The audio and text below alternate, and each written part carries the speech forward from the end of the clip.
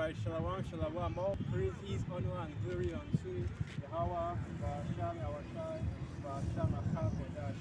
Double honors to the elders and the apostles of great most of the world, pushing this 100% truth of the gospel, waking up and sealing the elect of the nation of Israel through the spirit and power of Yahweh, Bahasham, Yahweh. And salutations to all the sincere out there that are pushing this gospel in all righteousness and all sincerity, risking your lives and your freedom to do so. And you already know what it is, man. The Hebrew Israelites coming in week in and week out, It's that time of the week again for camp, for camp. It's Saturday, Saturday. Alright, the sun's out, let's get this word out. So this is today's date is the 10th of July, 2021. Right, the year of the hastening of the coming of our Lord Yahweh Bashmi Yahweh. So Yahweh being the true name of the Heavenly Father, the creator of heaven and earth, the God of Abraham, the God of Isaac, and the God of Jacob, the God which the scriptures speak of. Yahweh is only because this one was the world ignorantly and willfully calls Jesus Christ, and the Racha Kwadash, which is the Holy Spirit. Alright, so let me just get right into it. As I was saying, about the Hebrew Israelites, okay, that are coming, especially this side in Nigeria, are coming in week in and week out, bringing this gospel of Yahweh Basham Yahweh, which of course is the, and I've already don't know that, but that is the true power of our people, the Israelites, the so-called Negroes, Latinos, and Native American Indians, because that has to be mentioned again and again, because that is the only power that is, or rather, those are the only people that the Most High and His Son are represented, that the Most High and His Son are the gods of, because you hear the madness, implantation of Christianity, alright, talking about how, our Lord Yahweh, they call Him Jesus, ignorant, came and died for everybody. But that's not the case, okay? That's not how it happened. That's not how the story went down. That's how it went down. What actually happened is our Lord Yahweh died for the Israelites, okay? You so-called Negroes, Latinos, and Native American Indians. And guess what? Even the two-thirds, okay? Because we always say in this truth that the Most High and Yahweh is only dealing with the elect. But everybody is under the blood of Yahweh Bashmi Yahweh. If you are not so, then why would the Apostle Paul say this? Why would not the Apostle Paul, but you actually know what I want to get now. How would he say this? That it was Yahweh that said this, that if he had not come, that they would have no cloak for their sins. So let me get this. Let me bring this out. Alright, this is the book of John 15 from verse 21, and it reads, okay. Yeah, this is the book of John 15 verse 22. But if let me calm down a little bit, not let's do the excited, it's good to be out here, man. Bring me out this word, doing the work. But anyway, back to the topic, we can gush about doing this for some other time. So John 15 verse 22. If I had not come and spoken unto them, they had not sinned, or rather they had not had sin. But now they have no cloak for their sins. He that hated me hated my Father also, and that's plain, okay? Tell you that everybody everybody in Israel, every single soul in the nation of Israel, both 1/3 and 2/3, both Levites and Judah, both northern kingdom and southern kingdom, all of you were bought by the blood of Yahweh Bashmi Yahweh. So if you 2/3 decide to sell your soul to Esau, your soul that isn't even yours to sell, by the way, right? You know what you're going to get for that, man. There's not going to be any cloak for your sins anymore. There's not going to be anybody to save you from judgment, because you have decided to sell off, to rent out your soul to Esau Edom. Alright, so you have to pay for that because our people, alright, all of us Israelites, not just the elect, but every single Israelite, we are bought with a price, and that price is what the elect will have. And that price is what the elect are going to pay on this side, and the two-thirds are going to pay through that fire. Okay, because at the end of the day, if Yahweh sacrifice meant nothing to the two-thirds, they wouldn't be allowed to come into the kingdom with us. But because our Lord Yahweh had from that sacrifice, now we have a better covenant. That's what that was going in. That's what Hebrews, the 8th chapter, the 8th verse is going into. Hebrews, the 7th chapter is going into. Jeremiah 31 was going into. I didn't even want to talk about the recent current events, but the spirit just brought it. I just brought it right into the right on my table, right on my plate. So I have to bring it. I have to prepare it and cook it, and put an extra few cents in it again to bring out that food, man. Because what you are seeing right now with Sikari, high priest Alazar, talking about how he's the he's the grand pupla, the big high priest, the chief high priest of Israel. Even he saw that title, even though he couldn't do all these things I just mentioned, can he buy, can he buy, or can he buy a soul? Can he redeem a soul? Can he save our people from their sins? Can he deliver the elect? But yet he wants to call himself the grand high priest. Can he even mediate between us that are on this earth and Yahweh should be our shy? He does not have that power, he doesn't have that authority, but he wants to call himself high priest. Anyway, back on point, back on topic.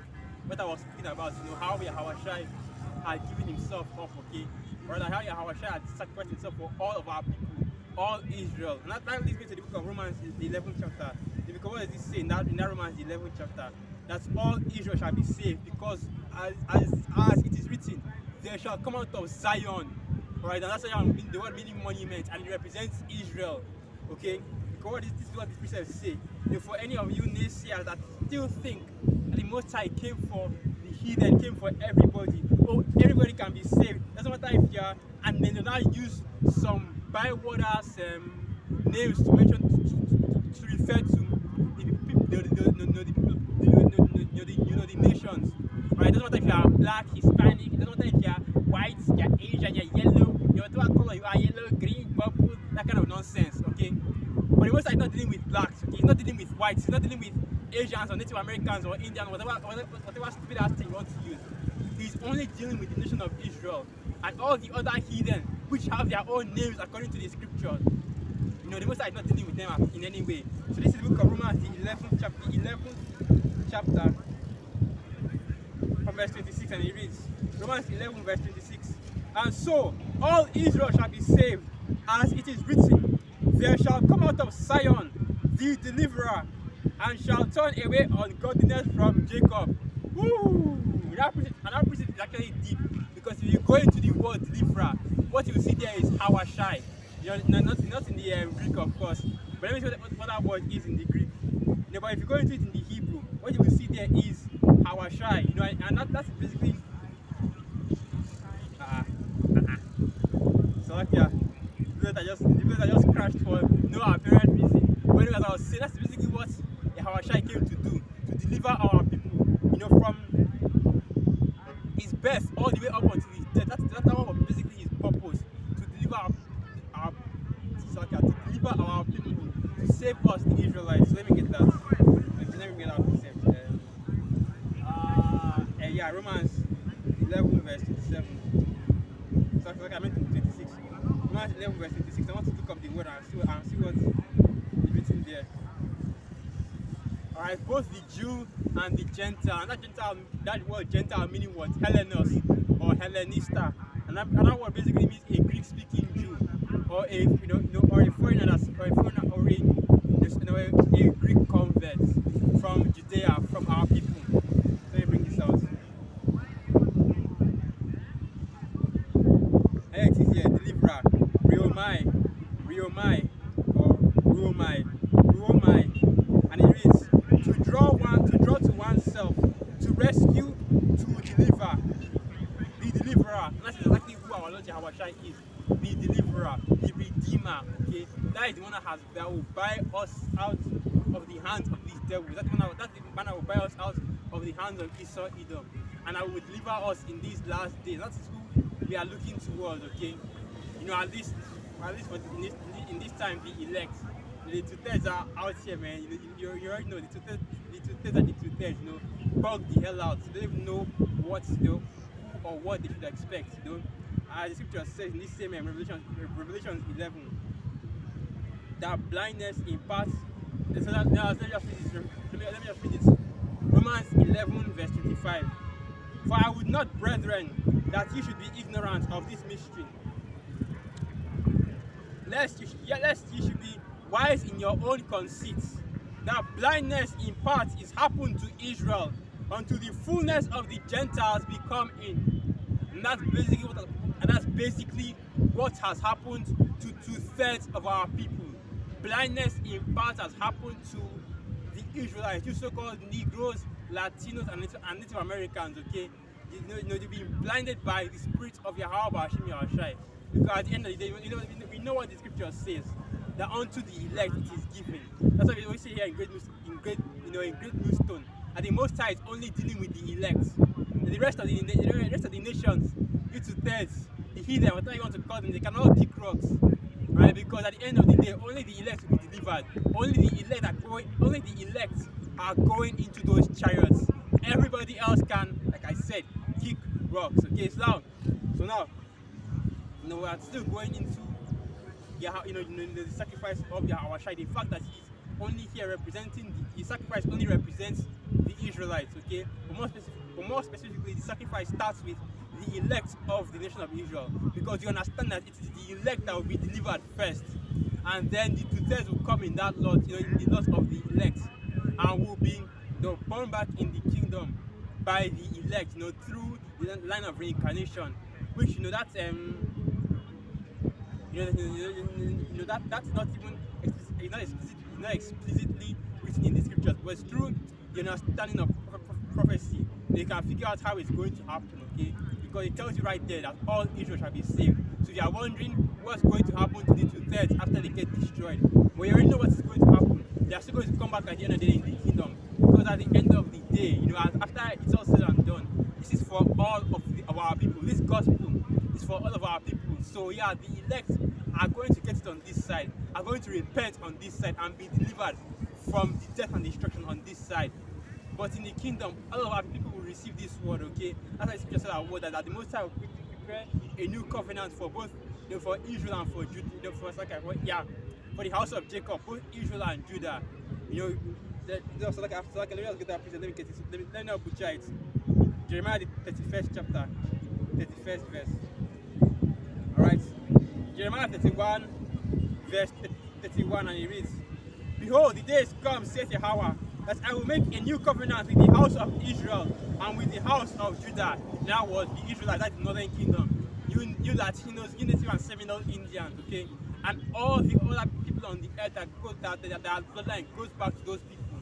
And the house of Judah being Judah, Benjamin, and Levi, right? The so-called Negroes that are on the earth here, right here. Judah being the North American, the North American blacks, okay? The people here, the Igbo tribe here in Nigeria, right? Levi being the Haitians, the Yoruba tribe here in Nigeria, Benjamin being the Pacific Islanders, the Jamaicans, the Caribbean, the Bahamas, the different Jakes that are dwelling in the different islands over in the Pacific and over in the Pacific mainly, right? These different Jakes are in these different islands, They're also going through all their different names right now, and Benjamin being and Benjamin once again. The tribe of Benjamin being both the Yoruba and the Hausa, because a lot of it's a mix of like a mixture situation. In the being the Yorubas and the Hausas being both Benjamites and Levites, okay. But that's how it basically breaks down. And of course we also have speckled beds all over the earth. Different coming in from different tribes and different peoples. I meant different tribes coming in from different tribes of different peoples, right? Jakes that look Chinese, Jakes that look like Edomites, Jakes that look like Arabs. You have the new channel that just popped up, GMS Arabia, which of course that's been a long time coming. But anyway, they're just showing you that the end is drawing nearer and nearer as more brothers are waking up. This truth is coming. It's funny how this truth is going, man. It's like it's just compassing the whole earth. First you had the regular GMS out there in Babylon. They started having it expanding to different states, and they had GMS going in the northern kingdom, as well. The southern South America. They had jigs popping up in Peru, Lima. They had jigs popping up in these different South American countries. They had jigs popping up in these different island countries. And the next thing you know, you have jigs popping up in Africa. You have jigs popping up in London. In all these countries in Europe. And you have a jig popping up in Arabia. A jig in Australia. This you're going to be seeing. Jigs, you already have jigs in Asia. I remember there was a GMS in Japan. That's how it's going to keep on going and going and going. You have brothers talking about how about Shini in the Philippines. That's how it's going to keep on going and going and going. It's just going to be the truth is just expanding until it reaches the four corners of the earth. That's exactly how this message. That's exactly how this message is planned to be. it's going to be a global affair. Alright, it's going to be everybody on the face of the whole planet knows that here's this truth. Right now, everybody knows about the Hebrew Israelites, okay? It's in the back of everybody's mind. Everybody's thinking about it, everybody sees it every day. They're being bombarded with with that information right now because of the work of the men of Yahweh, because of the spirit that's out there pushing this world, trying to out of the earth. It's constantly in the back of everybody's mind. It's constantly in everybody's thoughts, the Hebrew Israelites, because what they are seeing more and more, right? Because 10 years ago, 5 years ago even, this wasn't happening, right? Where every single place you go, anywhere you go to collect information, you see people there talking about the scriptures, especially in these red pill MGTOW communities. Because when this whole red pill MGTOW thing started, when it really started to take off, that was like 2 or 3 years ago. Because if I remember correctly, it actually started a lot longer than 2 or 3 years ago. They are always talking about how Greek philosophy and different philosophers and all these quotes that people like to use, from different famous men. But now, right now, every single comment section you go to concerning the red pill, concerning MGTOW and all these other things, you see scriptures there, the first scriptures going into the wickedness of the woman, man. And you women, you women, man. I don't really get on the women because I always see that I don't have much experience with them, right? Because before I came into this truth, I was actually in school, right? And when I came into this, I just finished up school, so I don't really have much experience with women. I've never been married, okay? So anyway, what I was like going into. Yeah, they're talking about how the wickedness of a woman. They are bringing out different precepts. One of the most famous ones is that one in the book of Proverbs. Let me get it. There's one in the book of Proverbs. That's probably the most famous one. It is better to dwell in the corner of a house. Let me bring that out. Here it is. Proverbs 21 verse 9, and it reads, It is better to dwell in a corner of the housetop than with a brawling woman in a wide house. And that's exactly the precept that is the most popular in this thing right now. Right? Because now, that's one of the most popular precept that you always see being brought out every single time. Because now these so-called red pill and MGTOW, they're trying to understand female nature, which of course was always in the scriptures, okay? The scriptures always told you exactly how these women act, man, and not to give them a single, the scripture said that what? Give these women no quarter, okay? No liberty to cut abroad, because the wickedness, because they already know the wickedness that they perform. After all, it's not written that from the woman came the beginning of sin, because I can go into more precepts, let me bring it up.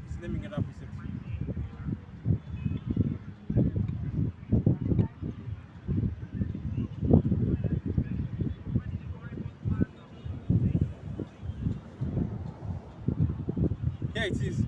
Ecclesiastes 7 verse 28. Okay. Ecclesiastes 7 verse 27. Behold, this have I found, saith the preacher, counting one by one to find out the account. Which yet my soul seeketh, but I have found not. One man among 1,000 have I found, but a woman among all those have I not found. Lo, this only have I found, and the Most High hath made man upright, but they have sought out many inventions. That's plain, okay, because it's telling you that what you can find a righteous man out of 1,000 men, but out of 1,000 women you can't find a righteous woman, man, because that's just how the spirits of women are on them, right? It's not up to it's not the woman that's supposed to. It's not up to the woman to get right or keep herself right. But rather, it's up to the man to get the woman right, okay? That's why the scripture said that the woman can only be saved, through childbirth. In other words, by joining herself unto a man of the Lord and having his children. That is the only way that they can be saved. Because even the Most High doesn't expect these women to get right, okay? I show you how little faith that the Most High put on these women. Doesn't even expect them to do the right thing, okay? He expects, right, the men of the Lord to choose the proper women and to build them up, to do the right thing, okay, to get them right. That's why the scripture says that what, I suffer not a woman to speak in the churches. Let the women keep silence in the churches with all subjection. And if she has any question, let her ask her husband at home. Because at the end of the day, man, the prophets, the men of the Lord aren't out here trying to teach you. It's supposed to be your husband at home that's supposed to teach you. You know, if everything was as it should be, you know, if Jake was in their right mind, you know, because you're going to have a lot of sisters that are married to unbelievers, and they won't have anybody, and you know, they won't have anybody to teach them. They have these kind of questions. They have to go and ask of the elders, ask of brothers, ask of other men. But that's how it's supposed to be. According to the scriptures, like if you have a question, it's your husband. The husband teaches the wife. Okay, the wife teaches the children. That's basically the format that was set up by How Shimi or Shai. But anyway, what I was saying is that these recipes are trying to understand what the men of the Lord have known and have been saying for years. Okay, because 50 years.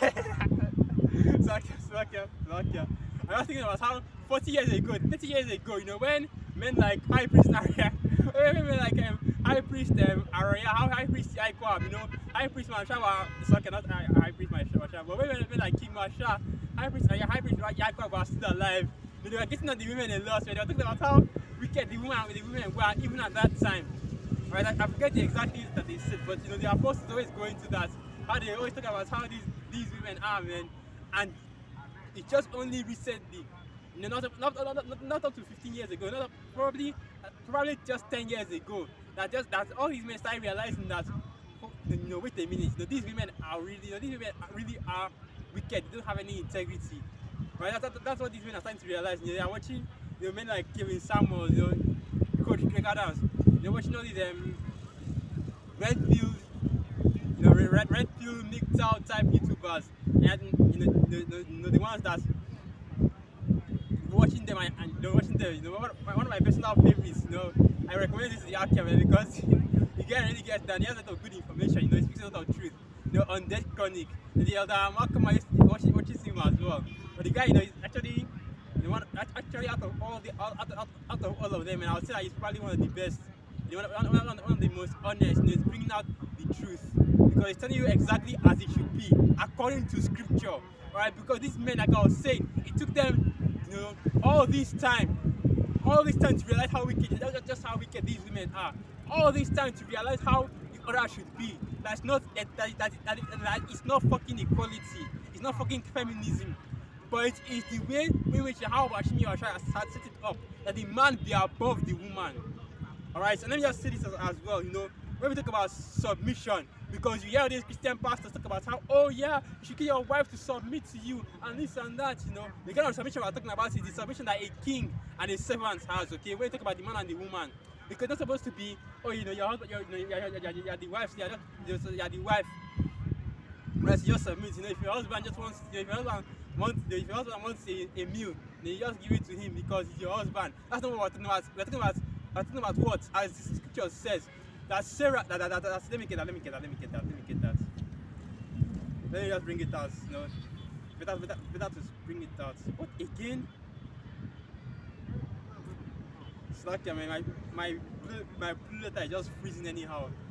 Let me bring it out.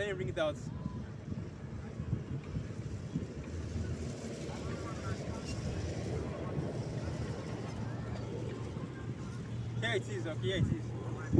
Read the book of 1 Peter 3 verse 5 and it reads, for after this manner in the old time the holy women also who trusted in the Most High had done themselves being in subjection unto their own husbands, even as Sarah obeyed Abraham, calling him Lord, whose daughters ye are, as long as ye do well and are not afraid with any amazement.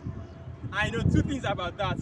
The first one being that you have a lot of Israelite women, so-called sisters, talking about the daughter of Sarah, the daughter of Leah, you know, the daughter of Rachel, the daughter of Leah, the daughter of Abraham, and all this shit. But are you doing the same thing?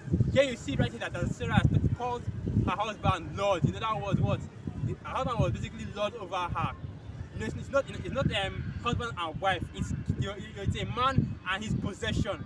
That's basically what you men are, especially if you marry a man of the Lord, man. If you are fortunate enough, okay, and the Most High, how about Shai, gave you a man of the Lord, and you are still, you are still treating him like he's just a random nigga off the street, just a random nigga that you settled for, and he married because of you, because you are the price, because you are the table, because this is the madness that these women are on right now, when you know the actuality.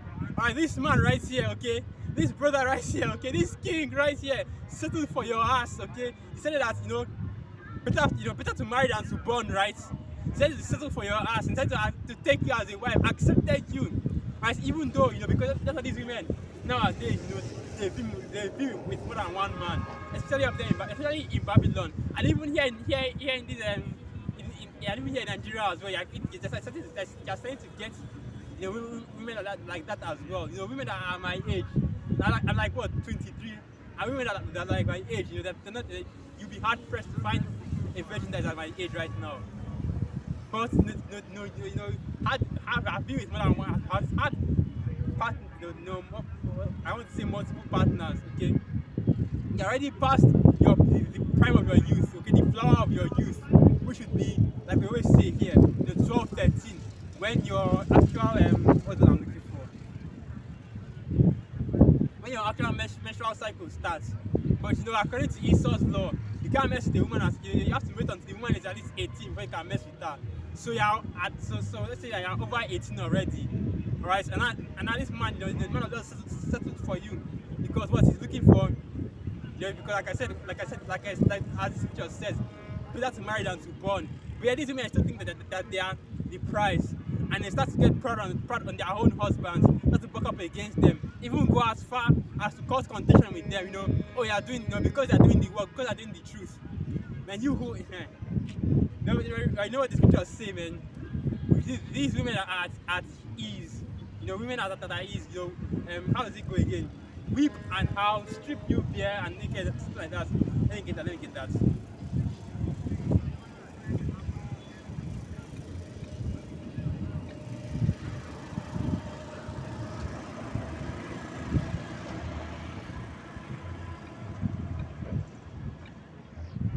Here it is. Isaiah 32 verse 11. Tremble, you women that are at ease. Be troubled, ye careless ones. Strip you and make you bare, and get sackcloth upon your loins. They shall lament for the tents, for the pleasant fields, for the fruitful vine. That's basically going into when the collapse happens. Because the Apostle Gabal always said, has said this in the last camp. And these cities, okay, these are mega cities, the metropolises. That word metropolis means what? Mother city. Right? It was actually made for you women because of how easy and accessible everything is. You put a man in the jungle, he's going to figure shit out by himself. He's going to be able to survive. There was this TV series, Survivor, that was made, and this is actually true, okay, because you have some brothers out there that are thinking that, I couldn't survive in the jungle, how am I supposed to survive without any food or without anything? You have to realize that when that time comes, man, you'd be surprised at the kind of things that you'll be doing, okay? When it's time for, when that time comes, you'll be surprised at the kind of things that you'll be able to do as a man. Then you'll be surprised at how you'd be seeing yourself surviving, building stuff that you never even had any experience building before. Because that's how the spirit works. That's how our forefathers managed to build all the things that you see on the earth right now. Because the Most High put that spirit on you on that day, man. And that day out of nowhere, okay? As I was saying, that series Survivor, and I did the Battle of the Sexes edition, men against women. And in just a few days of staying there, the men already had a whole, they already built up a whole, they already built up a shelter, they had sources of food and water, everything set up for them.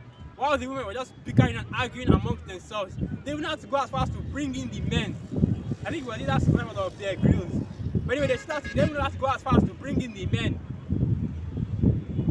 It's okay, I thought my throat is scratching me. But they have to go as far as to bring in the men. They have to help the women so that they wouldn't die off. Because that's how bad the situation got for these women. See women right now that are at ease. Because these cities are still standing. Because the government is defending you with its different laws against the man.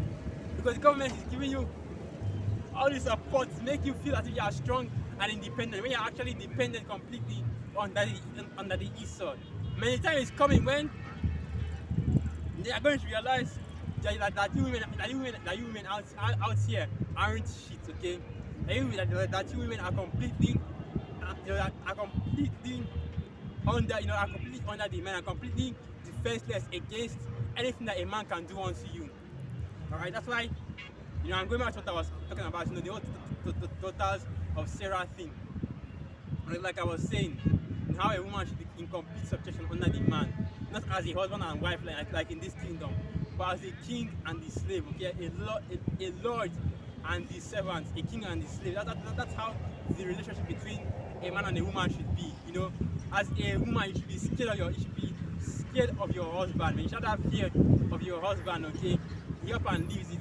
That's it for you. Okay, he has no more pleasure in you. That's it for you. You should be constantly looking to how to please the man. How to make sure that your husband stays happy. Your husband stays happy. All right, by being subservient unto him. Okay, like that movie, the first one, and even the second one too, the same thing. What was the name of that movie again? So I try to remember. It's Coming to America. Yeah, that movie, Coming to America. Whatever you like, my king. Whatever you want, like that's the same spirit that you should be in. Right? You should like whatever your husband likes. Right? You should want whatever your husband wants. He's the ultimate decision maker. And all you're supposed to do is just what, as the scripture says, guide the house. Let me bring it up as well. Let the younger women what, their children and guide the house. So 1 Timothy 5 verse 14, and it reads, I will therefore that the younger women marry, bear children, guide the house, give none occasion to the adversary to speak reproachfully, for some are already turned aside after Satan. Right, and this is something that I should also mention as well. During the Roman Empire, everything that you are seeing happening right now happened during the time of the Roman Empire. So when the Apostle Paul was doing his ministry, he was doing prophesying, he already had Jake women that were into that the Babylonian womanist feminist spirit. Oh, the woman is equal to the man. The woman deserves to own this and that, to own property just like the man does. The woman should be that whole gender equality, feminism nonsense. It was happening in Rome as well. That's why the Apostle Paul was speaking of this. He was just telling the various Israelites that were scattered in Rome. They were scattered in all across the provinces of Rome. That look, right? Forget about what these people that are in the world are doing. What you should focus on is what's your house or shine. What the scriptures say that you should do, and what does the scripture say that you should do. Let me bring that. Let's start from the top. Let me start from the top.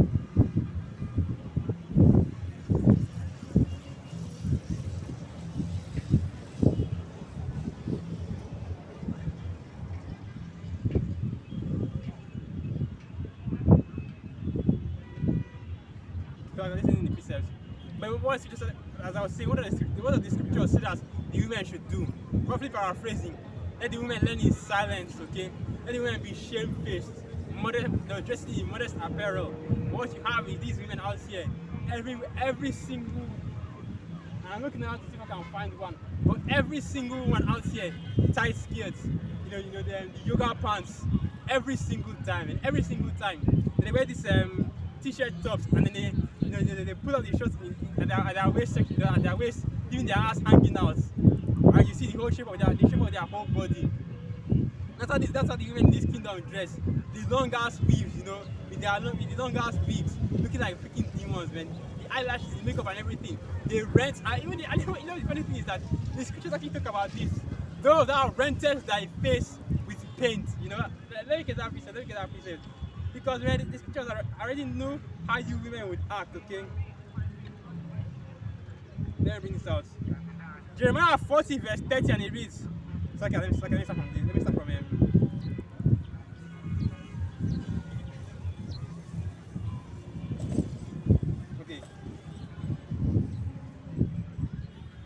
Okay. Jeremiah 4 verse 30. And when thou art spoiled, what wilt thou do? Though thou clothes thyself with crimson, Those are takers deal with ornaments of gold. Those are renters thy face with paintings. In vain shall thou make thyself fair. Thy lovers will despise thee, they will seek thy life. And in this kingdom, the Israelite woman, okay, the Negro woman, Jake thinks that, and not just the woman, okay, let's be fair about this one. The women and the men, they both think that Esau Edom, alright? Esau Edom is on their side. You know, these devils are on their side. That's how messed up our people are. Where they see their enemies as their friends, and then they see the men of the Lord that are bringing out the truth, telling them the truth. Am I therefore thy enemy because I tell you the truth as their enemies, okay? That's why you see so many people coming against the word that the men of the Lord are speaking unto them. The others and the apostles of great mission, the prayers of great mission are speaking unto them. You know, every single time you have scoffers, you have Jake talking about, that's not right, man. No. Always Jake, always the nigga sim coming out to defend the woman. Even though you see what these bitches say about you, you know, you see how these bitches treat our men. Alright, have like 5 different children from 5 different baby daddies. They're constantly cheating on our men. All these women are out here for the streets, man. Because all of them are shameless women. You know, dogs basically, bitches, okay? That's the women that we want to defend. That's the women that don't talk about my black queen that way. This one, that, they come and look, they come out with their chest out, and like they're some kind of big buff, they're some kind of big buff dudes, but they're just simple niggas, man. And these are always the dudes that are out here defending these women. These simple ass niggas, you know. When you see the kind of wickedness that goes on in this kingdom, you're shaking your head because you know in the kingdom, man, in the ancient world, this shit wouldn't have stood. Alright, and I blame you Greeks, you Romans, okay, you Edomites. You're the ones that let this happen. Back in Babylon, this shit would not have happened, man. These women would have been put to death instantly. And those Babylonians were hella wicked. But even they weren't wicked up to the extent of allowing women to destroy their society. Even in the Medo-Persian Empire, okay, you saw what Xerxes did to his woman, okay, Vashti, that went to buck up against him, you know, completely put her off, completely took the queenship from her, just because, you know, she didn't want to do that because she didn't come when he summoned her, and that was completely right of him to do, because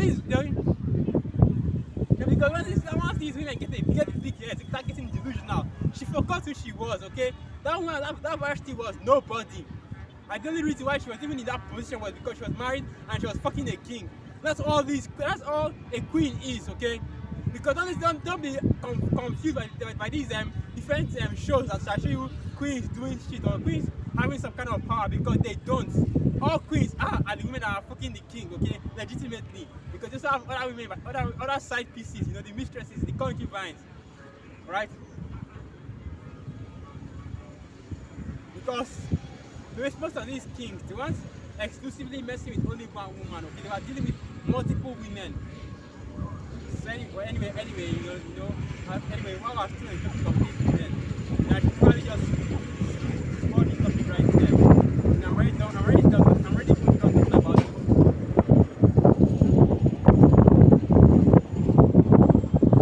There's nothing else to say, man. But this is only happening because we're in this kingdom.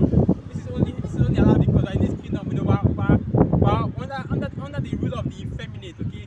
The ultimate effeminate, ultimate femboy. These devils, Esau Edom. That's why you so-called Edomites are always associated as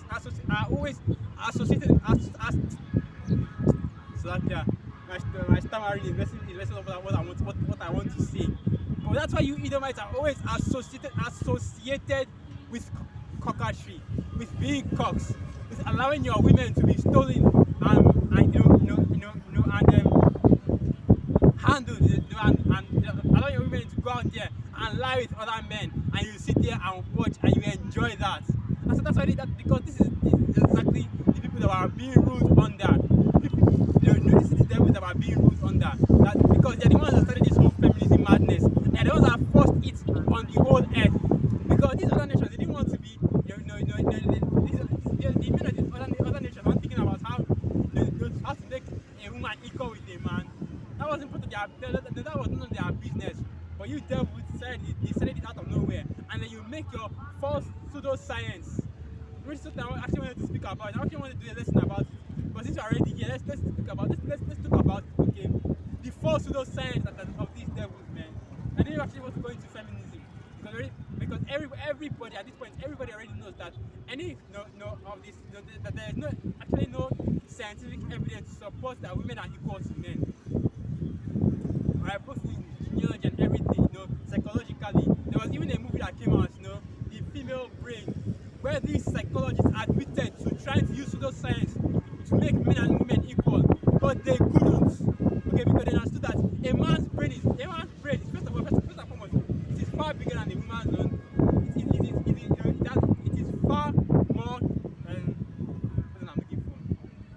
But basically everything that concerns the man's brain is steps above the woman's own. Okay, muscle mass, everything concerning the man. Our muscles are far stronger. The fibers of our muscles are stronger and thicker than women. Okay, and of course the medical, drug that we start putting in our body, that testosterone that makes us, that basically makes us a cut above all these women, because these female bodybuilders, these females that you see out there talking about strongest woman, strongest this and that, they actually take they take drugs to improve their testosterone. Okay, that's why you see Ronda Rousey out here. She's taking, right? She's juicing. Okay, she's taking steroids to increase her testosterone so that she can compete at less than a man's level. Because any average fit dude can take out that woman. Even though they are bigging her up as some kind of badass, badass, as some kind of badass that can beat up anybody. Any average dude out here that lives, that goes to the gym, right, that's physically fit can take her out, can knock her out instantly. Okay, that's how weak you women are. I think they are going into this. The deadlift record for women is like a little bit under 700 kg. Okay, I met and some random ass dude is like beat that record just like going to the gym and just lifting up. Okay, a lot of things showing you that you women just aren't equal to men. All right, that's not the most I sets up the man and the woman. Even the scriptures tell you that I should respect the woman as the weaker vessel. But you know what they say, man? Respect is reciprocal. Just because just because women are the weaker vessel doesn't mean that men out here will start to behave, or rather start to give you that. They'll start to give you that what I'm looking for. They'll start to give you that give you that space to do as you like. Alright, so let me.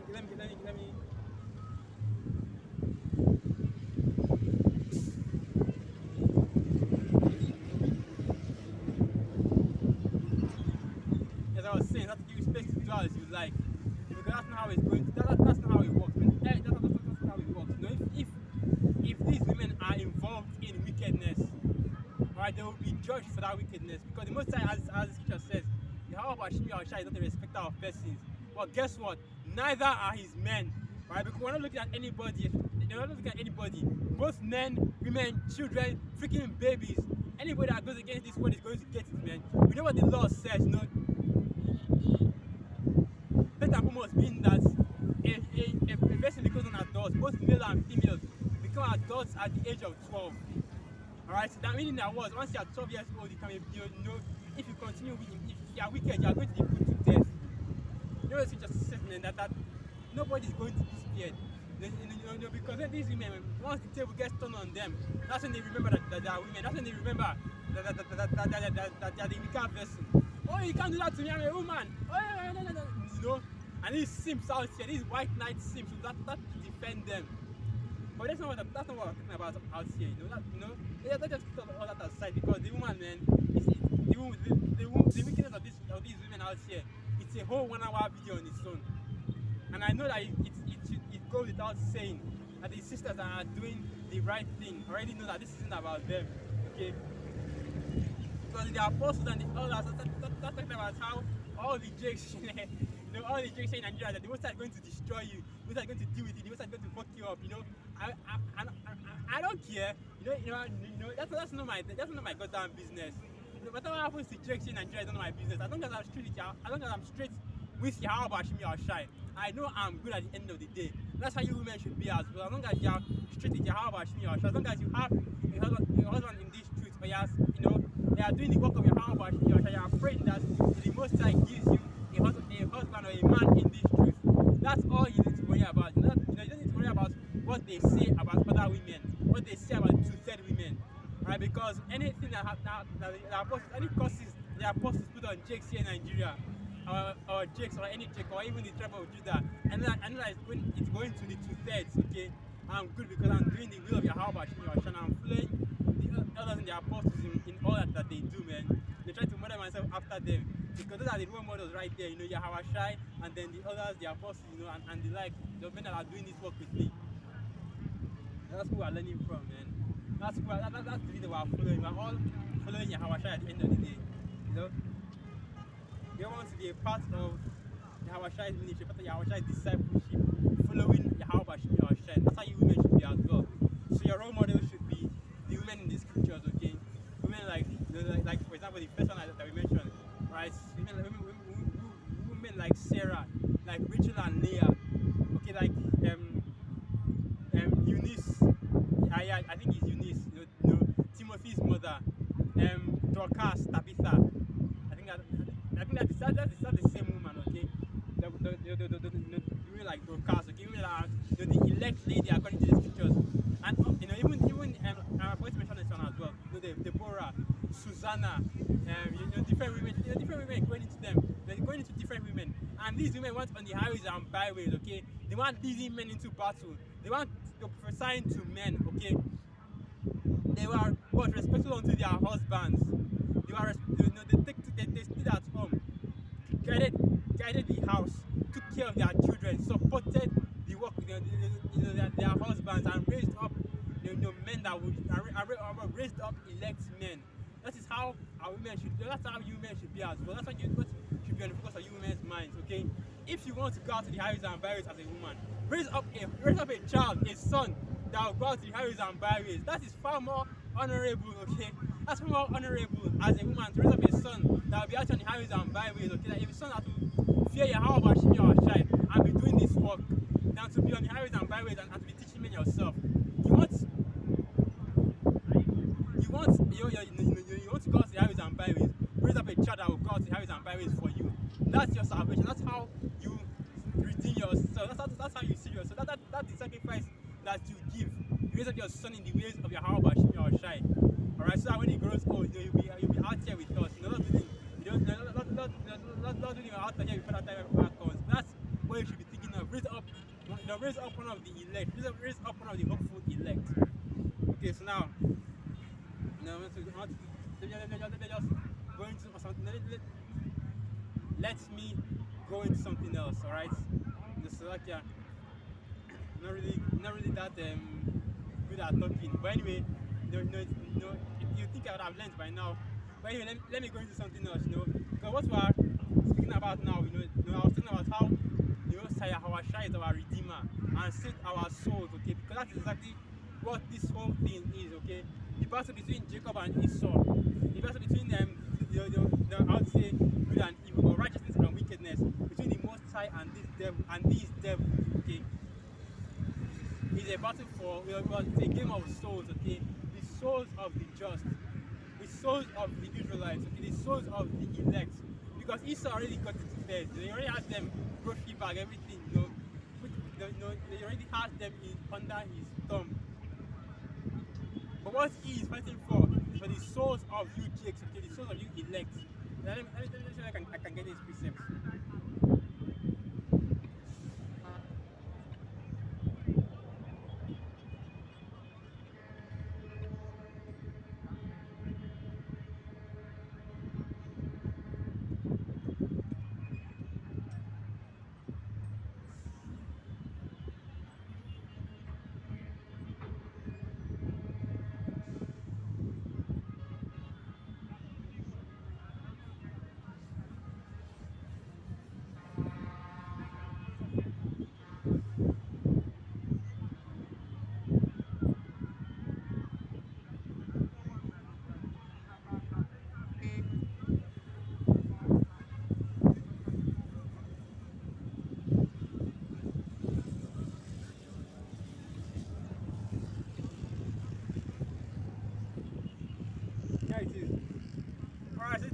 of Jude chapter 1 verse 9, and it reads, Jude 1 verse 9.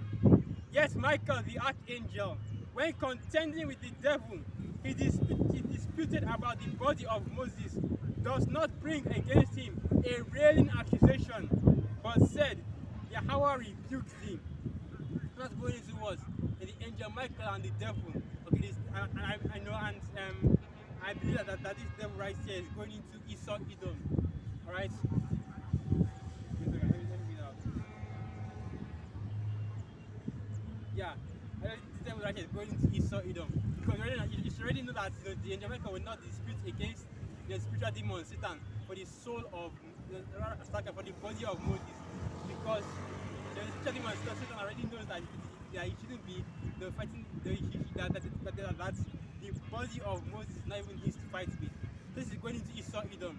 So the angel Michael was rebuked Esau Edom. Okay, that shows that what these devils most likely have the body of Moses, right, in locked up somewhere. That's how Esau Edom works. Okay, because I've been thinking about this a lot. You have how for example, you have Esau Edom in secular history. It goes into how the kings of Israel and the kings of Judah, they actually existed, which is a cut to you stupid ass atheists that still think that the scriptures is a fairy tale. But they know that it existed. Okay, they have a whole timeline for the prophets, even when they were in ministry, when they stopped ministering, in other words, when they died, and during the time that they were ministering in. Okay, you have records of the kings of Israel, but everything before, say, everything before everything before King Solomon. Basically, Esau likes to pretend that because he doesn't have any proof of it. He doesn't know if it happened or not. Okay, he calls it his pre-history, right? Because according to him, there's no records of anything that happened before Solomon. Scripturally speaking, okay, scriptural wise.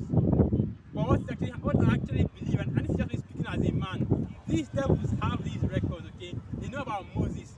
They probably even have records of Abraham, have records of Melchizedek, have records of Lot, have records of the men, of these various men during their times. Right? Probably even have records of Abraham's journey out of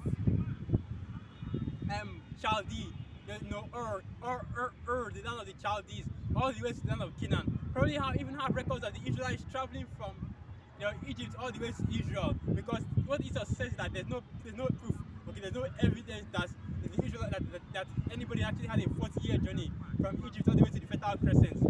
But what I know, they have records of all these things, but they hid it, or they destroyed majority of these records. Okay, like for example, the Library of Alexandria that the Romans destroyed and blamed it on the Jews. A lot of information concerning what happened in Egypt during the time of Moses would have been in there. The Vatican have a vault filled with Lord knows what. And this is just me speaking as a man. Okay,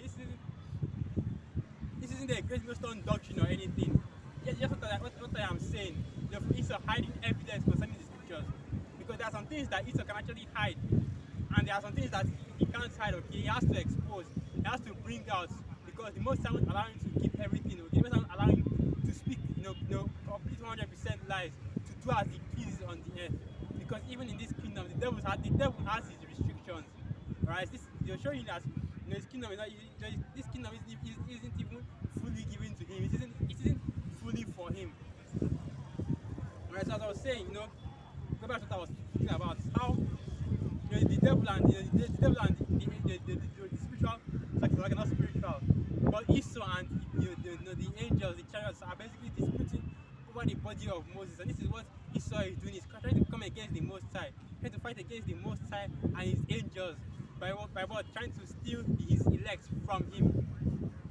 Right? That's why you have precepts like Matthew 24, where it says that what?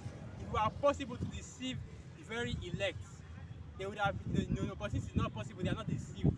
You have precepts in the book of Numbers 23rd chapter. There is no enchantment against Israel, because Esau is trying his best now to deceive our people, now to get the elect to fall, right? To start to steal the souls of the elect.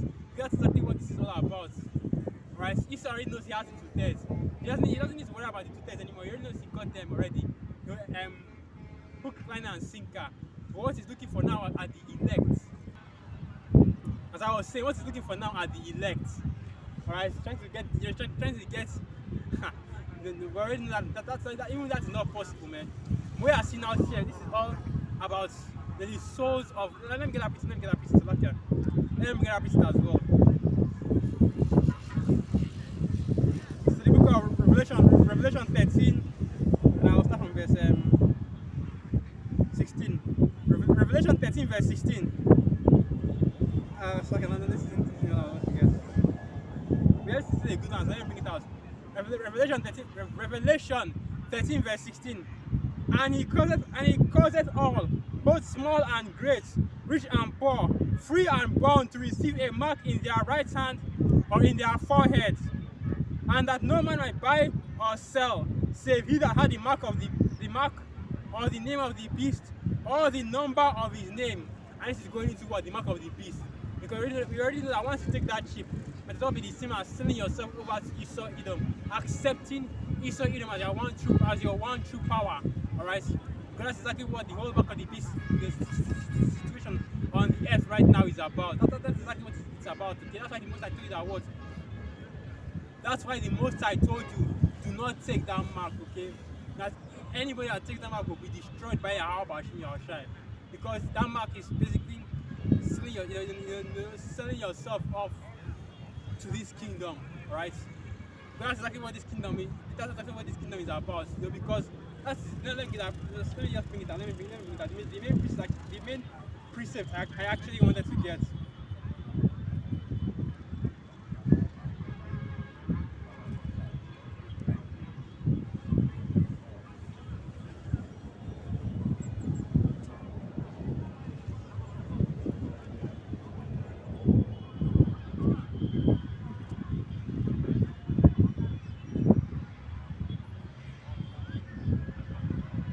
There it is. So this is the book of Revelation 18 and verse 12. Revelation 18 verse 12. The merchandise of gold and silver and precious stones and of pearls and fine linen and purple and silk and scarlet and all fine wood and all manner of vessels of ivory and all manner of vessels of most precious wood and of brass and iron and marble and cinnamon and odors and ointments and frankincense and wine and oil and sheep and fine flour and wheat and beasts and sheep and horses and chariots and slaves and souls of men. And this is going into what is being sold, what is being traded between the nations in Babylon the Great. Alright, they have every single thing that is needed for a man's life, the clothes, the spices, the fragrances, the different smells, the precious metals, okay, the lands, the animals, the plants, the resources, everything, every single resource, the souls of men, right, the slaves. Because you already, because if you're in this truth, you already know that everybody in this kingdom is under captivity, it's under captivity, it's under slavery to these devils, these Edomites, right? Esau Edom is called white man. Okay, and even more so at the end of it, the souls of men. Right, that word men, it means that word both man and woman. The souls of you living, the souls of men, especially the souls of you Israelites. Because the souls of these other nations, they are given to whoever is in rulership at the time. So their souls don't matter, because these other nations, their souls already belong to Esau Edom. The most isn't dealing with these other nations because they are basically, their souls are not different from because they're not different from cattle, okay? They're not different from that's why they call them goyim. Because actually these heathen are not different from cattle. Their souls, they're already servants to whoever is in rulership. But the most important, but the soul that this is speaking about is the souls of you Israelites, the souls of you so-called Negroes, Latinos, and Native American Indians. That is who Esau Edom is. Those are the souls that Esau Edom is looking for the most. Right? You don't see the amount of effort that is being put into, taking the stab, being put into any other nation. You don't see these celebrities from these other nations. You only see it happening with our people. You only see it happening with Jake. You have what was his name again? Juvenile, singing that whole song about how you should take the mark. And this is how they always get Jake, man. Israel after the flesh. This is how they always get our people. The first thing was get your booty to the pole. You don't need strip. I just realized that fun. Get your booty to the pole. But anyway, get your booty to the pole. With all these strippers telling you how you should vote for food, vote for the devil Joe. That's okay. Yeah, vote for devil Joe. No, that sounds familiar to me. Now, I was thinking about it because that name devil Joe, that actually sounds familiar to me. You can come back to this game I was playing, you know. Someone wants that one boss that is in the game. Yeah, but that's beside the point, you know. What I'm saying is that this devil Biden, your devil Joe, I should vote for him. I should actually that he's the one that's going to change it for you, Jakes. Going to do the funny thing is that during Biden's presidency, he didn't even promise anything to you Israelites. The only thing that he said was that if you don't vote for him, they are not actually black. Right? But people still went to the polling booth with their big head. They went to go and vote for Biden. You had JK Nigeria talking about Nigerians for Trump. What kind of bullshit is that? None of these men are for the betterment of you people, man. They are all puppets of the elites, okay? The only thing that they are looking for is the betterment of the elites. They are looking for how to prosper the elite, the plans of the elites. And guess what? Trump took a step back. Trump took a seat. He took a back seat to Joe Biden, to Devil Joe, so that he could become president. That's I'm going to give him that devil. But anyway, Devil Joe, so he could become president. So he could sit in that. So that he could do the work for these elites, because Trump is still doing the work for the elites, by setting up this whole election fraud, by constantly bringing it up. He's causing that division in Babylon, which is exactly what these elites want, because they think that a division in Babylon is for their benefit, but in all actuality it's not. The same way that they think that pushing all this madness, all this alternative lifestyle feminist agenda is for their betterment, but in all actuality it's not. The same way that they think that lifting up the black woman is going to be for their benefits, but in all actuality it's not, because guess what? By lifting up the black woman, you're indirectly making the black man realize just how much better he is than the black woman, and you are inadvertent. Let me get the meaning of that. Let me get that word. Inadvertently. Basically, what these elites are doing is that they don't realize that they are inadvertently lifting up the Israelite man, right? Because by empowering these women, by lifting them up, they are allowing their hypocrisy to be shown. They are allowing their weakness to be shown. And now Jake out here, the Jake man out here is realizing that, wait a minute, these bitches ain't shit. Okay? They're realizing that I'm the prize, I'm the man. And now Jake is starting to get out of that. Now Jake, little by little, they're starting to get out of that nigger mind state. That nigger mind state. Alright, so let me get that word inadvertently. Okay, inadvertently, and it is unintentionally because of an oversight. So it's inadvertently. Okay, inadvertently lifting up the so-called black man. Okay, the Israelite man. Because they are seeing that they are so much better than their women. All right, because they see the black man out here. In all our wickedness, okay? Bald head, crusty as hell, ugly as hell in the face, fat, bloated, completely fucked up by the causes. Alright? This used to be the perfection of beauty, as it is written in the scriptures, The Israelite woman used to be the perfection of beauty. But now look at her. Crusty, fucked up, especially in the face, man. Whole body is bloated, all kinds of diseases. And let's not even go into the crotch area, okay? Let's not even go into the crotch area. All the vaginal odors from sleeping with so many men. I actually realize that they have this thing, they call it a douche. Which is that term a douchebag comes from. But they call it a douche, and what it basically is that it's basically a vaginal deodorant, to get rid of that, what I'm going to do, I'm going to get the definition for that word douche.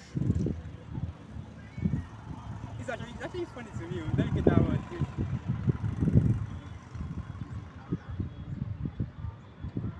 Okay, it is.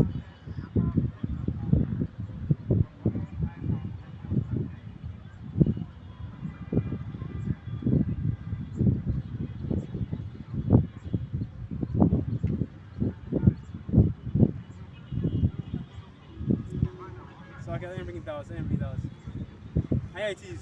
A douche is a device used to introduce a stream of water into the body for medical or hygienic reasons, or the stream of water itself.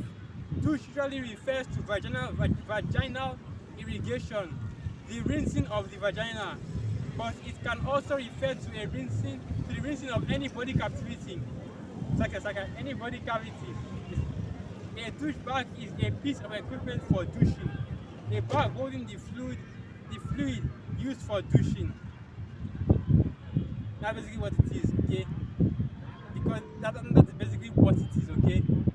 Now to clean out what? All the different.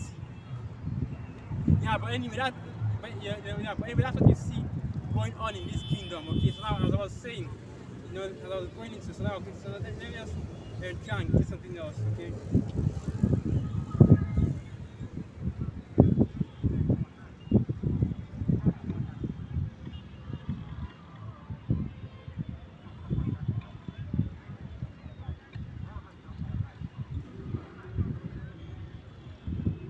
Alright, this is the book of First Corinthians 6, verse 19, and it reads, "What? Know ye not that your body is the temple of the Holy Spirit, which is in you, which ye have of the Most High? Ye are not your own, for ye are bought with a price. Therefore glorify the Most High in your body and in your spirit, which are the Most High's." Okay?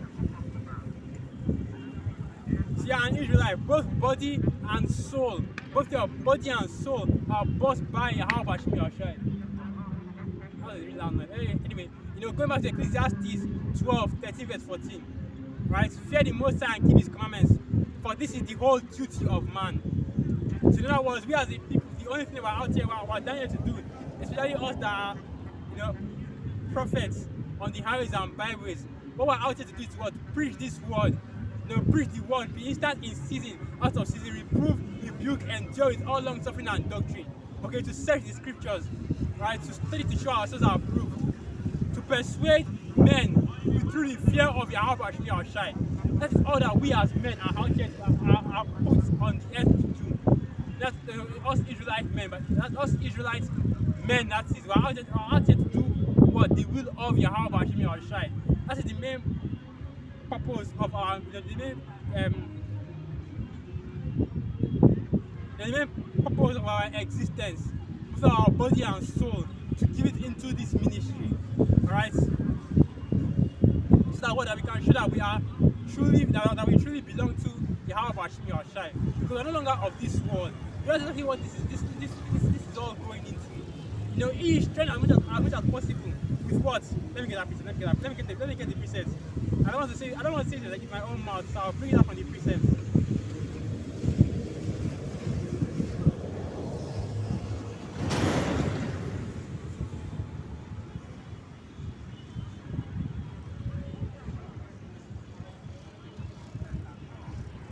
Alright. So basically what he is trying to push, especially to you Israelites, that's why it's always a trick that you see stunting. It's always a trick that you see driving around with cars, bitches, pussy money, weed. It's always a trick that you see being super carnal. It's always a trick that you see flaunting and flossing on the internet. It's always a trick that you see the ones that are buying the most expensive shit, even though they don't have any money to actually feed themselves. It's always a trick that you see being vain and carnal, being all niggardly and all that, being all up in the affairs of the world. It's always a trick that you see do all that. Because this is what he wants. Let me get this. So this is what he is trying to push. A love of the world. So this is the book of 1 John 2 verse 15. Love not the world, neither the things that are in the world. If any man love the world, the love of the Father is not in him. Right? So that's telling you plain and straight that if you focus on the world more than the Most High, or you should focus on the Most High more than the world, okay? Because let's get to this, okay? Let's be real. You can't just completely put off the world, okay? Because you still have to go to the world. You know, there's actually a saying that, you know, I forgot who said it. But basically, he said that I hate reality, but it's the only place to get a good meal, okay? So at the end of the day, you know, as much as we hate the world, we have said that there's still something that I have to do in the world. As the scripture says, use the word, but not as abusing it, okay? You still have to go to your job in the world. Another thing is to go quit your job and become and try to get and you know another thing is to quit your job and try to and you know to put your whole body into this thing. But that's not how it's going to work. You still need a job. You have to pay for to pay for your rent, to pay to keep your lights on, to pay to do this work. Okay, you still need a job. You have to get the money to do this work. You still need to work for Esau, as the scripture says. You shall go to your enemy for want of all things. If our people could be self-sufficient, that would have been far better, man. But that's not how it's going to be in these times. We are under the curses, one of those curses that we will not be able to sustain ourselves. You know, curse shall be your store, curse shall be your basket and your store. Curse shall not be in the field, and curse shall not be in the city. You know, curse shall be thy increase. Basically, it's going into what? Thou shalt plant a vineyard and not eat of it. Showing that what our people can't build anything in this kingdom. So just thinking about how you're going to quit your job and you're going to focus on doing this tree, you're going to build up a farm and do this and that. That's not going to happen, man. That's not how the Most High set it up. The Most High set it up so that we will actually be under these devils, okay? We will be in captivity under them and we will depend on them for the want of all things, you know, because it's Esau that is keeping the lights on as much as we hit as we do. It's Esau that is that created the platform, the YouTube, for us to be able to do this work. You already understand that by an extension, it's the Most High that did all these things, alright? But Esau just wants to take credit for it. So anyway, continue on. 1 John 2:16. For all that in the world, the lust of the flesh, and the lust of the eyes, and the pride of life is not of the Father, but is of the world. And the world passeth away, and the lust thereof. But he that doeth the will of the Most High abideth forever. And that's what Esau wants you to be on. He wants you to be on the lust of the world, the pride of life, the lust of life, okay? The lust of property, covetousness, being super carnal, being stupid carnal. You're just like a lot of men in this thing of ours. A lot of these so-called Hebrew Israelite master teachers, right? They're all super, they are based in carnality. They're extremely carnal right now. Right? And Esau wants our people, okay, to be in that mind state. But the elect aren't going to be in that state, okay? Because you understand that, you know, and let me read that again. 1 John 2:17. And the world passeth away, and the lust thereof. But he that doeth the will of the Most High abideth forever. We understand that this world, okay, carnality does not last. That's a lesson right there. That's a lesson right there. Carnality does not last. We understand that. Alright, this world is not going to last. You're not going to be continued to the lust of the life. You know, this all these fast cars they are seeing, the big houses they are seeing, all these vanities. You know, as the scripture says, vanity upon vanity. It's all vanity. Everything that's on the earth right now, all of this I are seeing, all this shit, okay, it's all vanity. In other words, emptiness. It's all emptiness. It's all just for what? You know, it's all just hollowness. It looks like it's something, but if you really dig deep into it, you really dig deep inside, it's nothing. The true treasures in these scriptures, man. The true treasures is in following the laws, statutes, commandments, wills. It's like a will and ways of Yahweh Hashem Yahushai. The real treasure is giving up your soul to Yahweh Hashem Yahushai. Selling your soul to Yahweh Hashem Yahushai. If you're going to sell your soul to anybody, sell it to Yahweh Hashem Yahushai. You know, when these devils come up with like the contract to sell your soul, when they open your mind, they're looking for your soul. They realize that, oh, there's no soul inside here. It's empty. You know, because you already sold your soul to Yahweh Hashem Yahushai. You know? That's basically how these devils are going to take us. they're going to take our empty bodies, man. When his soul is already gone out of it. That's how these devils are going to keep you. That's how these devils are going to force you to sell out. They're basically going to take your empty husk, and your soul is not even in it anymore. Now what? These devils can keep you when you are dead. These devils can make you sell out when you are dead. Right? That's the spirit that you should be in, over my dead body, through the spirit and power of the power of Hashem Yahshua, of course. So we see what's going to happen, man. It's going to be difficult out here in these coming days. But we understand that through the spirit and power of Yahweh Hashem Yahshua, we will endure and we shall overcome, okay? The only time when that whole spirit of we shall overcome is allowed is when you're talking about overcoming in the name of Yahweh Hashem Yahshua. Because that's exactly the spirit, or that is exactly how we will overcome, how we will get to the end, how we will pass through the fire through Yahweh Hashem Yahshua. So these devils are after our souls, I'm touched. In all honesty, I'm touched. These devils go so far as to get me. That's why they're making men out here sell out. Now to get as much of our people as possible. That's why they offer Jake millions upon millions just to sell their souls. Because guess what? The whole selling your soul thing. Yes, there's a reason why it's always only Jakes that we ever talk about that. Oh, they joined the Illuminati. Oh, they did this. Oh, they sold their soul. They sold out. There's a reason why it's always only Jakes that you always see selling out. There's a big reason for that. Because Israel is only interested in Jakes selling out. Because if, like I said before, if you are of these other nations, automatically you already belong to Esau Edom. In this kingdom, of course, just be a little bit patient for our Lord Jehovah Hashem Yahshua, He's going to come back with you soon to free from these devils and to put you in a right, under the right rulership, His rulership. Right? That's what it is. Just be a little bit patient with our Lord. As the scripture says in the book of Songs of Solomon, wake not up my Lord, stir him not up before he shall come. It's like a better way it goes. There's something along those lines.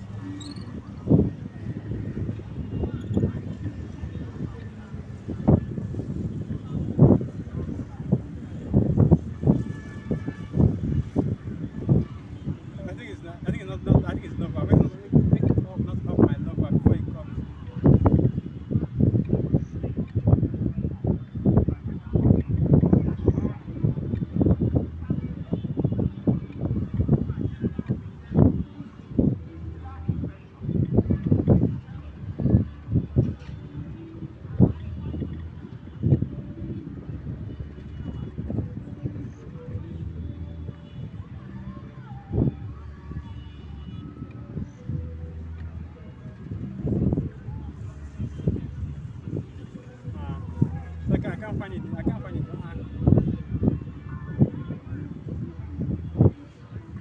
Okay, here it is. Songs of Solomon 3 verse 5. I charge you, O ye daughters of Jerusalem, by the roes and by the hinds of the field, that ye stand not up, nor awake my love till he please. Now basically what is going into, now our child is going to come in his appointed time. He's going to come when he pleases, Like for example, during the time that he turned water to wine, when his mother asked, what did he tell his mother? He said that what? Woman, my time has not yet come, alright? So I'm waiting for the time of Yahweh Shai. And if his elect, the man that is actually going to save, are waiting, then you heathen that is going to pour out his indignation on. You better be patient as well and enjoy this kingdom while you still can, right? Because once Yahweh Shai comes back, it's going to be a whole lot of ass whooping. It's like my nose is messing me up, but it's going to be a whole lot of ass whooping once Yahweh Shai comes back. That's how it's going to be. But anyway. I wish I was making more to watch here.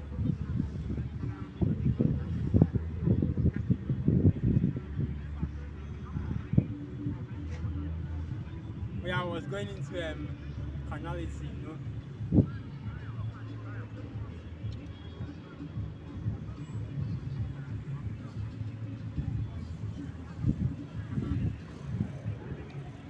I was going to carnality, I call it the game of souls. Yeah, but basically what I was saying was that these devils, They are after you, Jakes. Man. That's why you see, I'm remembering it back again. That's why you see so many celebrities selling out, okay? Because they're after they want your blood, okay? They want your souls. That's why it's only Jakes that you ever see selling out. That's why it's always every single time. And just think about it. Every single time you've heard of a celebrity that they say, oh, he sold out. It's always a Jake. The all the different rituals that the Masons go through. The embarrassment rituals, okay? The sacrifice rituals. Why is it always only Jakes that ever go through it? Because these devils are after your soul. Like I said, the souls of the other nations don't matter. It's only the souls of you Israelites. Because these other nations, they already belong to Esau Edom. But you Israelites, don't. You've been bought by the house of Hashmi Ashai. So at the end of the day, and I know this is really itchy today, I don't know why.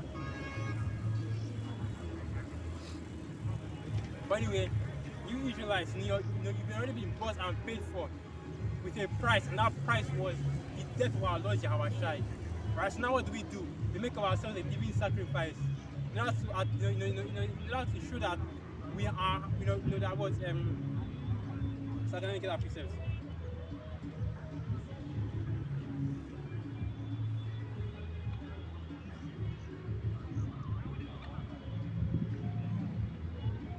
Romans 12 verse 1. I beseech you therefore, brethren, by the mercies of the Most High, that he presents your bodies a living sacrifice, wholly acceptable unto the Most High, which is your reasonable service. And that's what I wanted to say, okay? That we make our bodies a living sacrifice because what we're expected to do is the least we can do. Our reasonable service. It's not like we're out in the highways and byways because, just because. We're doing this because we are supposed to. This is our, this is what we're expected to do. It's the least that we can do. After all that Yahweh has done for us, it's basically like, oh, the least you can do is just come out of the highways and byways, just to, and do the lessons, do the sit downs, speak on and speak the truth, and prophesy the downfall and the destruction of this kingdom. Even more so, when you're prophesying, is what is actually going to bring forth the downfall and the destruction of this kingdom. Even more so, when you're prophesying, is what is going to make this kingdom fall all the more faster. Even more so, when you are prophesying that once this kingdom falls, your own kingdom, when you basically be gods on the earth, when you basically be gods on the earth is coming. Now you realize why you should be out on the highways and byways. Now you realize why you should be out here on the highways and byways. Because even more so than it being expected of you to do it. You should be pleased to do it because of all the promises they're going to get because you did it, right? It's not like we are doing this for free. We aren't, okay? You know what the scripture says, man, that a workman is worthy of his wages, okay? So we have a blessing, a treasure, a wage, and a salary coming up for us in the kingdom.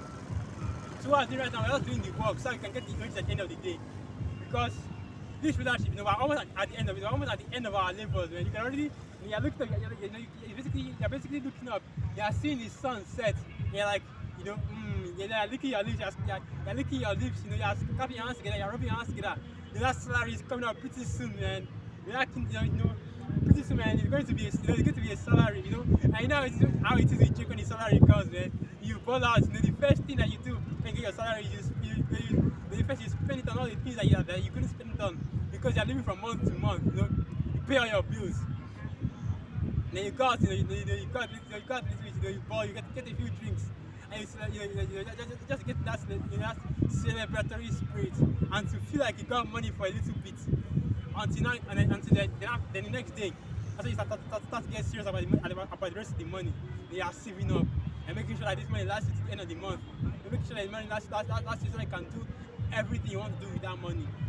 That's how it's going to be with the kingdom as well. We are working right now, but once that kingdom hits, the first few 1,000 years, it's going to be a party. You already know how it's going to be, and I already know that Yahweh is the ultimate Jake, so it's going to come with that turn up, Like I'm just saying it now, just saying it now. But you know that it's going to come with that turn up, It's going to be a real party for the first 1,000 years, and then after that, everything settles down.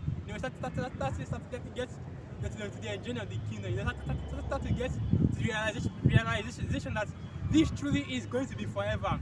Because 1,000 years will pass, 10,000 years will pass, 1,000,000 years will pass. They are still in the kingdom. They are still chilling. And after like 1,000,000 years in the kingdom, everything that is suffered at this time, who is going to remember all that?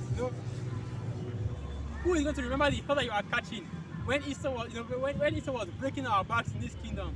Who is going to remember all that? After you spent a few million years in the kingdom, who is going to remember all that? You're going to be, basically balling in the kingdom constantly. In righteousness, of course, which you're going to realize once the kingdom comes is the best way to ball, man. Because that's like balling eternally. That's the best way to balling eternally. It's going to be a party, it's going to be a celebration every single day of every single second of every single day. It's going to be like a freaking party for our people.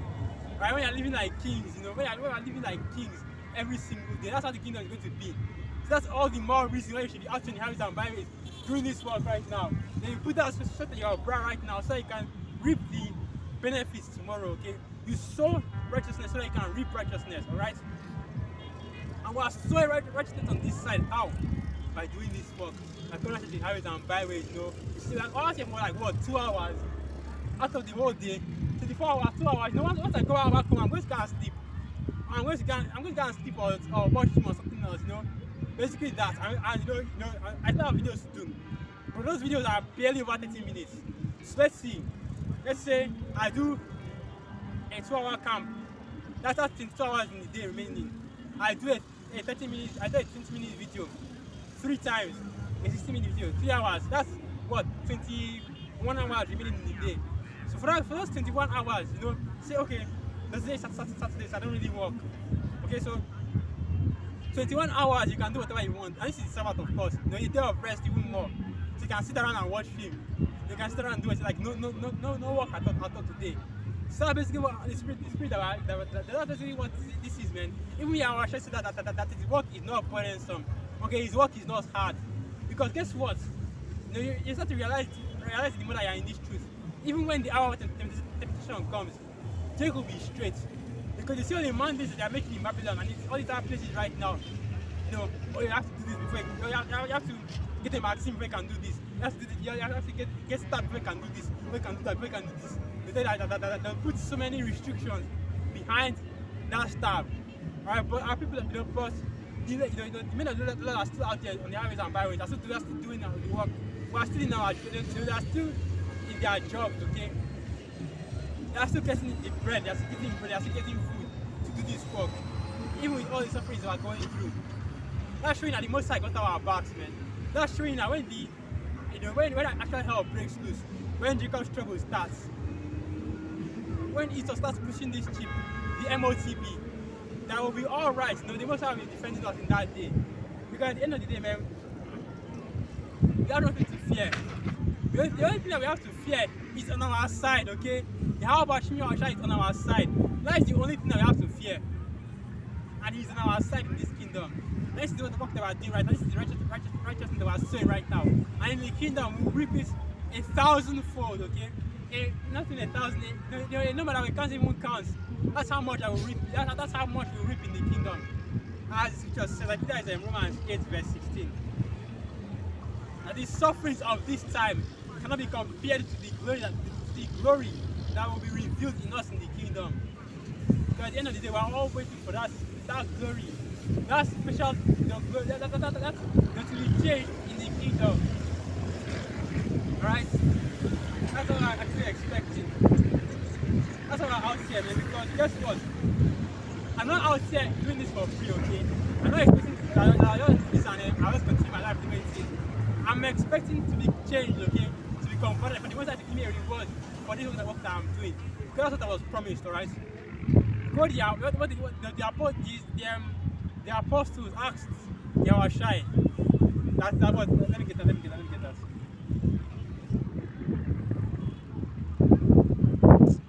Seriously.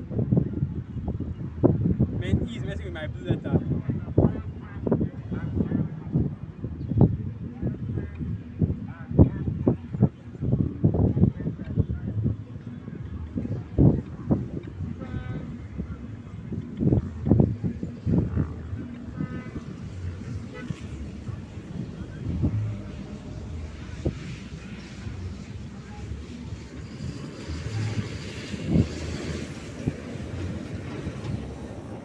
Alright, so this is the book of Peter. This is the book of Matthew 19, verse 27, and it reads, Then answered Peter and said unto him, Behold, we have forsaken all and followed thee. What shall we have therefore? And Yahushua said unto him, Verily I say unto you, that ye which have followed me in the regeneration, when the Son of Man shall sit in the throne of his glory, ye also shall sit upon 12 thrones, judging the 12 tribes of Israel. And every one that hath forsaken houses, or brethren, or sister, or father, or mother, or wife, or children, or lands for my name's sake, shall receive 100-fold, and shall inherit everlasting life. Alright, so we have a reward at the end of this thing. We have our wages at the end of this thing, okay? Because our power is a power of balance. He won't give us a work to do. And not expect to give us something in return. Because the scriptures say that it is our Lord Yahweh's pleasure to give us the kingdom. And I've actually said it before, that the Most High and His Son Yahweh is looking forward to giving us, giving us the kingdom, looking forward to giving us our own portion in the kingdom, looking forward to giving us those crowns, looking forward to giving us that the immortality, looking forward to give us all the things that He had promised us in the scriptures. Right? He's waiting for that day, the same way we are, you know.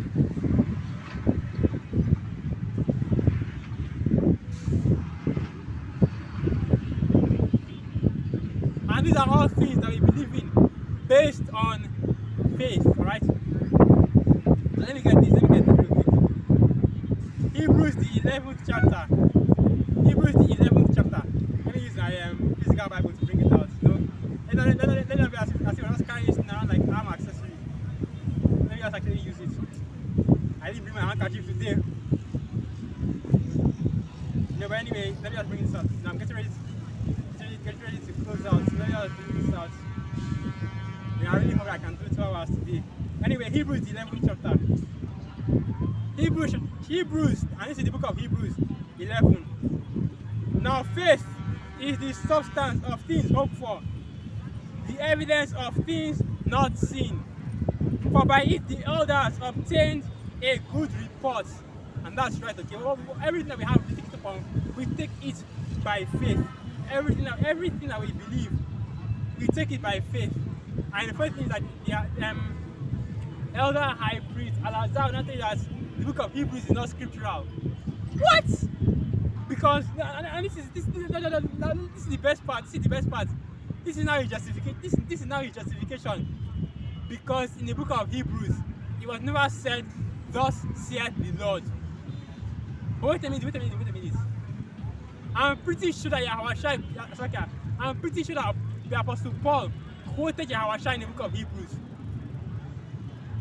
And let me bring it out for you right now. You might think that, where did that happen? This is the book of Hebrews 8, verse 8. This is the book of Hebrews 8, verse 8, and it reads, For finding fault with them, he saith, Behold, the days cometh, saith Yahweh. What if? So there you have it right there. That's telling you plainly. What did the high priest Alazar say? In the book of Hebrews, he never said, Thus saith the Lord. The book of Hebrews 8, verse 8 once again. For finding fault with them, he saith, Behold, the days come, saith Yahweh. That's it right there. That's the cut right there. That's the end of the discussion. Alright? You know, high priest and Alazar, you are wrong, okay, you are going off. The book of Hebrews is scriptural. And if your evidence, your only proof of that is that the Apostle Paul never said, Thus saith the Lord in the book of Hebrews. There you have it right there. Hebrews 8 verse 8. That's a cut right there, okay? And I already know that the brother already put out a video about this. I already put out a video that talking about this exact matter. Now, how could you say that the book of Hebrews is not scriptural? The Apostle Paul went off in the book of Hebrews because there's no thus saith the Lord in the book of Hebrews. When I just put out one example and there's definitely a hell of a lot more. Let me do this. Let me do this.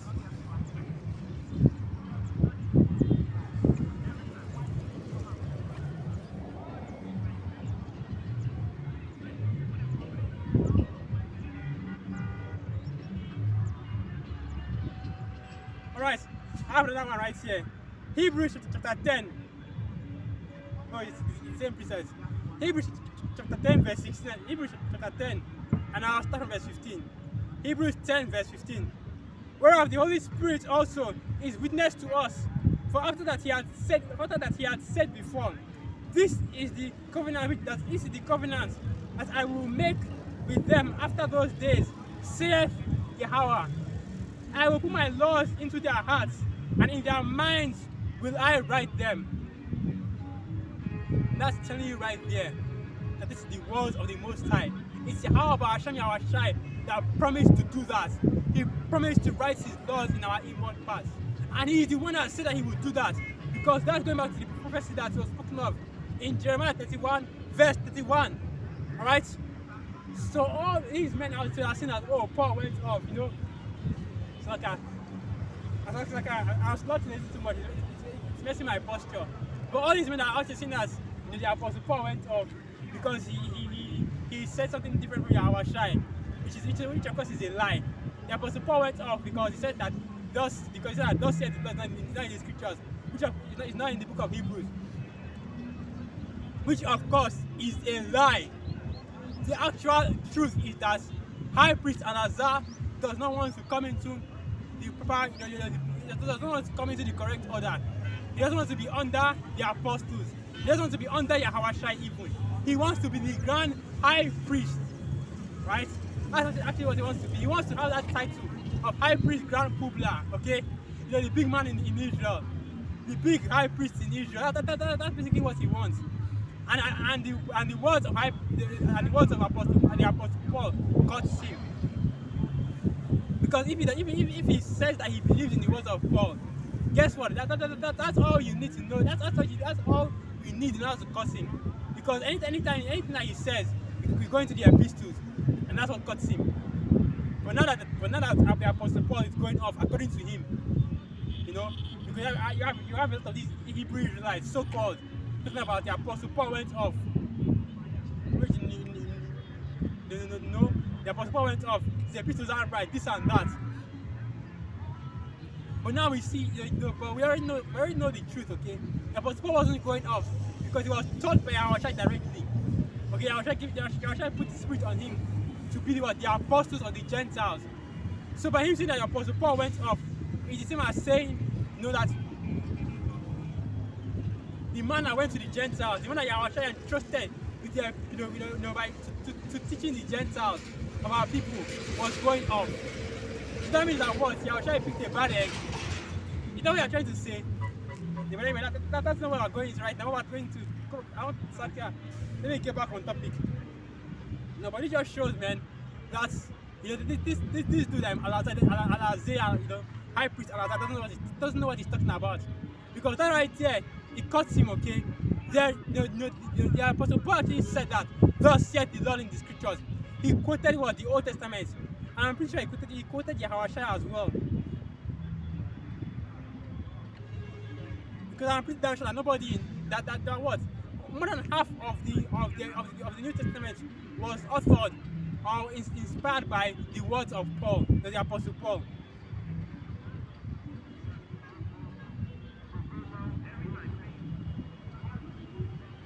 It's like I'm looking for more precepts to cut these guerrilla Hebrew Israelites. I know the funny thing about the Sikari. Actually, when I first came into this truth, the only two camps I was watching was GMS and Sikari, guerrilla Israelites. That was back like 2 years ago, when they started going deep into the whole debate things. When they were still pretty good with the apostles, they were still pretty tight with the apostles. Before the whole unity camp thing, before the whole unity camp thing started, okay. That's when our high priest Eleazar started to show his horns. But before the whole unity camp thing started, alright, the apostles and Sikari were pretty close, okay. the apostles actually respected Al-Azhar. I used to watch him a lot, but I kind of stopped watching him because he was always getting into these debates. He was always looking for who to, especially when they were on the highways and byways. They were always arguing with these Christians, arguing with Moors, arguing with Islam, arguing with the fake Ashkenazis, okay, the fake Amalekite Jews. And I was always trying to, what I was doing at that time, I was trying to get the precepts. I was trying to build up my, build up my library, okay, build up my knowledge, okay. So I was trying to get the precepts, but I wasn't hearing the precepts that clearly. I wasn't hearing what they were talking about. It was always argument upon arguments, everybody talking about everybody talking about everybody, and you can't actually hear what is being said. So I just said that, okay, I can't watch these guys anymore, I can't actually hear what they are saying. So I stopped watching them and just stayed with the Great Millstone. And during that time, man, the security was still pretty much, they were still pretty right, because they were teaching the exact same thing as GMS during that time, except for calling themselves, guerrilla Hebrew Israelites. And then the unity camp thing happened. And the apostles and brothers started getting on high priest Al-Azhar. Why are you hanging out with these people? These men don't believe in the mark of the beast. These men don't believe in that Israel is a super white man. These men say that the heathen can be saved. Why are you hanging out with them? It's like getting on him for the unity camp thing. That we shouldn't have unity camps in Israel, especially with men that you don't believe the same, that you don't share the same doctrine. And that's when Sikari started to go down the rabbit hole, metaphorically. That's when he started to go off. He started to mess up in their doctrine. After that situation right there.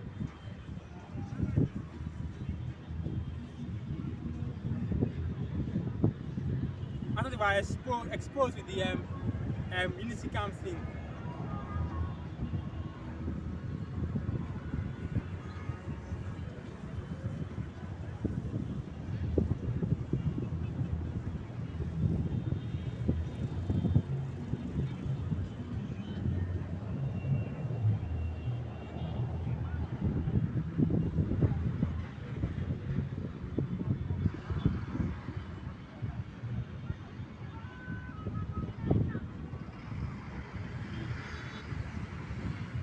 Alright, so that, yeah. I basically all the pieces I wanted to get, okay?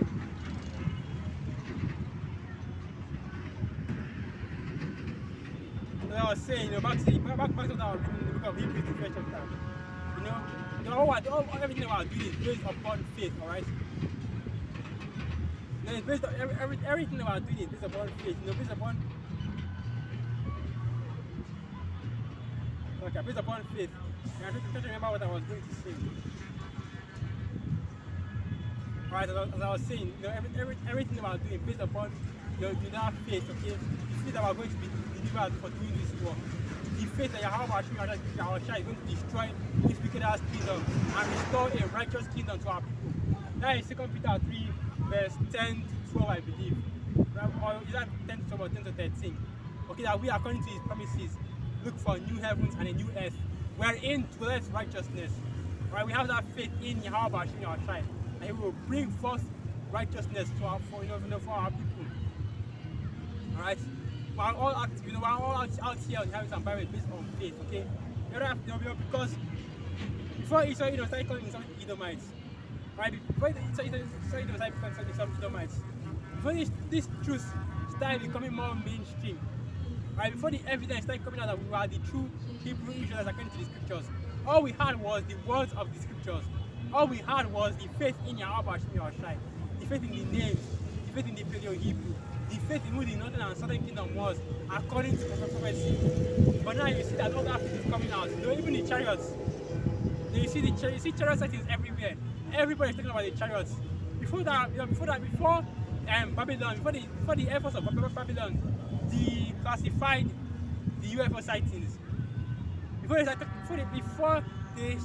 talking about it on mainstream media, the apostles are always talking about it. So saying that, those UFOs that Esau is talking about, those aren't UFOs. Those are the chariots of Yahweh Hashmi our Shai. That's an example of our faith, okay? Because what faith comes by, let me get that perception. As the scripture says, faith comes by hearing.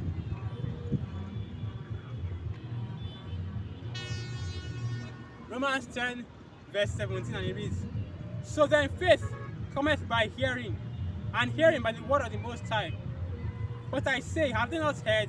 Yes, verily, their sound went into all the earth, and their words unto the ends of the world. Now basically it's okay. And faith coming by hearing words, hearing this word that you are hearing right now. So if you hear this word, you hear the sound of the gospel, right? The spirit of Yahweh Shai flowing through this word, and you believe. You know? Because that was exactly how our forefathers, before the Lord came forth, were saved. That's how Abraham was saved. That's how Abraham was chosen. That's how Lot was saved from Sodom and Gomorrah. Through that faith. And let me get that precept back. Let me go back to that. Let me go back to that. Hebrews 11 verse 3 and it reads, Through faith you understand that the worlds were framed by the word of the Most High, so that things which are seen were not made of things which do appear. And what that basically means is that what? The things which are seen, this cell phone, this stand, these clothes, those vehicles over there, were not made of things which do appear. Were not made by hands of men. Were not made by machines. Were made by Yahweh Ba'asham Yahweh, right? There's a lamp post over there. I'm sure the picture I can see this lamp post over here. You can see the Okada passing by, the motorcycle passing by. All these things are made by Yahweh Ba'asham Yahweh. They are not made by things which do appear. Now what? They're not made by men. Because you can see that, oh, you know, the car was invented by this exact person in 1940. This, okay, the airplane was invented by William Orville Wright, the Wilbur Orville Wright in 1990. This, that's not how it works, okay? They were all made by Yahweh Ba'asham Yahweh. And we believe that through faith. Right? Through faith, we have many things that we believe in. And what the Most High reveals it shows our faith to be true by revealing it to the unbelievers. The same way that Yahweh will still come down and reveal himself to the unbelievers. And all you people that scoffed, that mocked, that laughed, that said, oh, they think that he was, you know, how can, Jesus be a black man? He was kings. All of you fuckers, you're going to see it. And in that day, as the scripture says, men's hearts will fill in them for fear. That's exactly what is going to happen to you. And when you see it in that day, that's when you know who the true men of Yahweh Ba'asham is. Ezekiel the 3rd chapter right there, 3 verse 5. Then shall they know that there have been a prophet among them. When we're going on, Hebrews 11 verse 4. By faith, Abel offered unto the Most High a more excellent sacrifice than Cain, by which he obtained witness that he was righteous, the Most High testifying of his gifts, and by it he being dead, yet speaketh. In other words, it was because of faith, faith in Yahweh Ba'asham Yahweh that gave him the understanding to give animal sacrifices. Because you should know that the Most High, the smell of burnt offering, especially when offered by righteous hands, is a sweet smell unto him. Right? She's not interested in you burning plants for him, burning trees for him, she's not interested in sacrifice. And you know that Cain gave a poor sacrifice, a lamb of 1 year old, unblemished. Right? A male lamb of 1 year old, unblemished. You know that was the sacrifice that Cain gave unto the Most High. That perfect sacrifice, just the way he likes it. Right? Continue on. Verse 5. By faith, Enoch was translated that he should not see death, and was not found because the Most High had translated him. For before his translation, he had this testimony that he pleased the Most High. And I know the scripture says about Enoch. Look at Genesis chapter, it's like I've forgotten the exact chapter. Let me get that. The scripture say that Enoch walked with the Most High, and he was not, for the Most High took him. In other words, he did not die, okay? And that should be a faith builder for your action right there, to show you that the Most High is very capable of beaming up Jake from the earth, and just taking them like that, very, very capable of taking you up to the heavens without you having to die. That's a faith builder right there. As it's written in Romans 15 verse 4. For the things that are written up, according to Psychos get our precept as well.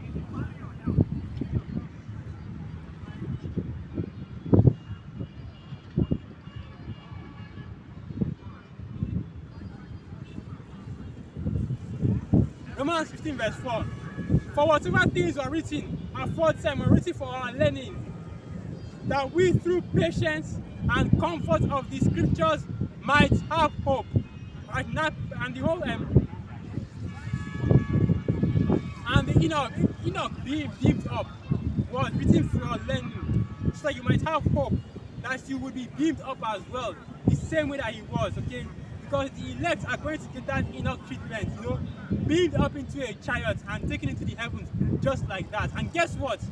That's the treatment that anybody that is found to be without sin on the earth, right, receives. Because death can, only sinners die. Death is only caused by you being a sinner. And you should understand that what? The Most High will clear out all the sins of the elect. Who can lay a charge to the elect? Because it is Yahweh Bashim Yahshai that justifies them. So that's the right there, man. Once you get into those chariots, it's going to be because you are found completely sinless, okay? Your sins were taken away from you by our Lord Yahweh Shai. He did a perfect work right there for us. And you still have men out here talking about you want to be hype. You know what? This thing. Man, whenever you think about these kind of things, whenever you really think about what some of these blasphemies that are people, right? Some of these blasphemies that these men out here be saying. Okay, whenever they speak against the scriptures, it's always, every single time.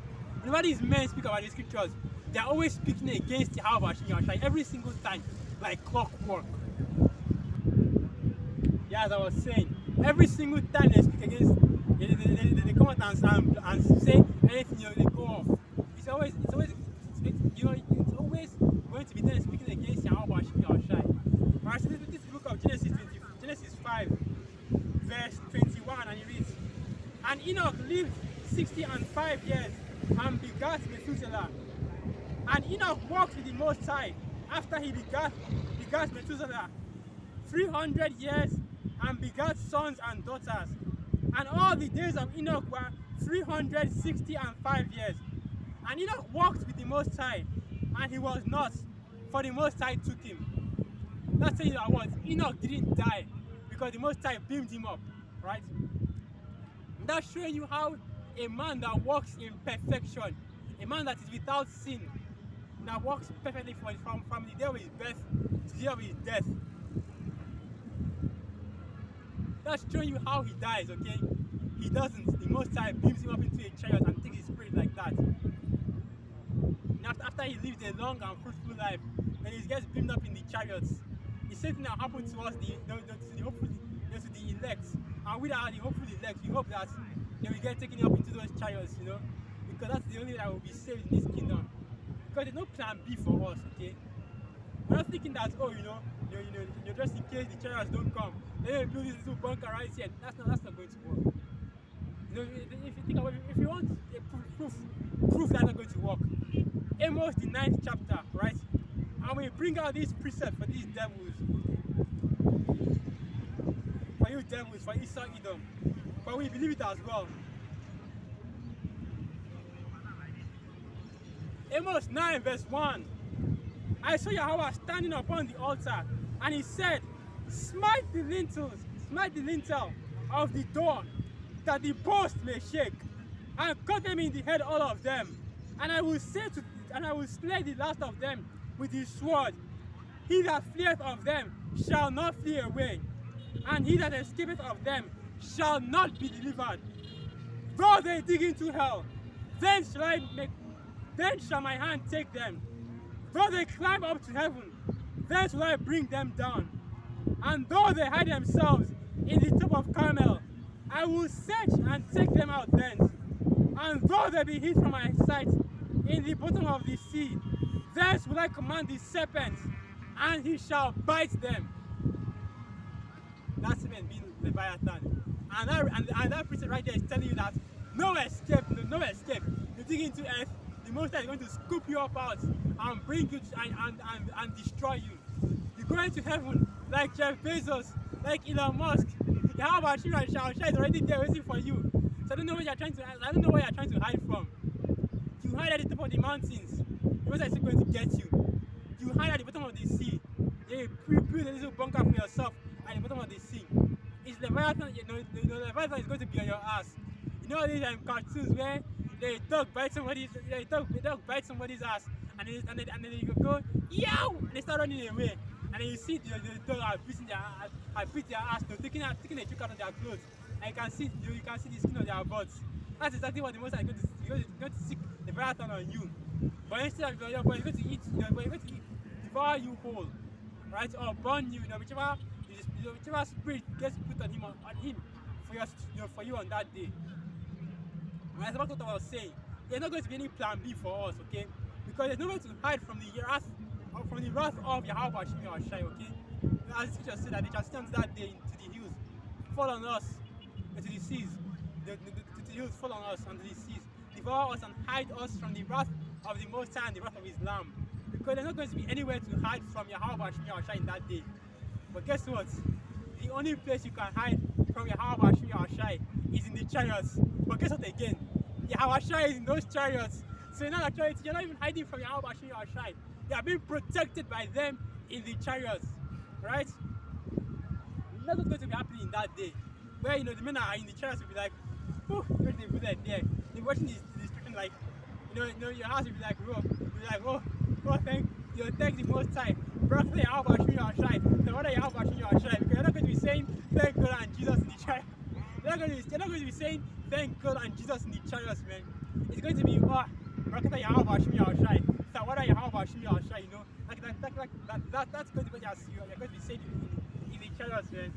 And I'm going to be saying it in perfect, fluent Hebrew as well. Because guess what? The scripture said that will be built up on our way to you, that will be changed on our ways into the chariots. Now we're not going to be like this. When we meet our Shai, we're not going to look like this in the chariots. We're going to be shed these fleshly bodies and go into the chariots, because as the scripture says, for corruption cannot inherit incorruption, and mortal cannot inherit immortality. It's like I'm walking around to be just to stretch my legs, I'm feeling a little bit lethargical here. But that's what the precepts say, man. So as soon as we get into those chariots, we're already going to be in those new bodies. And guess what? In those new bodies, we will know the Hebrew fluently, perfectly, conversing with our Lord Yahweh Shai, conversing with the brothers in the language of the gods, the true language of the gods, the Paleo Hebrew, right? Because as the scripture says, that Yahweh Shai will return to us a pure language, and that will be fully fulfilled in the chariots, because now we speak that broken Hebrew, right? Of course, a few words, we know a few sentences in the Hebrew, but to speak the Hebrew, like we speak English fluently, speak it every day, in everyday conversation. That's a little bit more difficult for us, okay? But in the kingdom, in the chariots even, we will have that understanding, and this also is part of our faith, because we believe that in that day, man, and we believe that this Hebrew is the language that we'll be speaking in the kingdom, which is why you also have to go into the Hebrew. You have to learn the Paleo Hebrew, okay? Because that's the language that we'll be speaking in the kingdom. And that is part of our diligence. And that's to make our calling and election more sure. So let me get a little bit more of this Hebrews 11. Let me just get I must be allowed to get a little bit more of this, of this Hebrews 11. To continue in Hebrews 11, verse 6, and it reads, but without faith it is impossible to please him. For he that cometh to the Most High must believe that he is, and that he is a rewarder of them that diligently seek him. And that's right, okay? So you can only come to Yahweh Shai Shai, you can only come to Yahweh Shai when you actually have faith in Yahweh Shai. Right? You can only meet the Most High with faith. You can only see Yahweh Shai through faith. That is why Yahweh Shai said that what? He that has seen me has seen the Father. For he that has seen me must no for he that let me get that preset.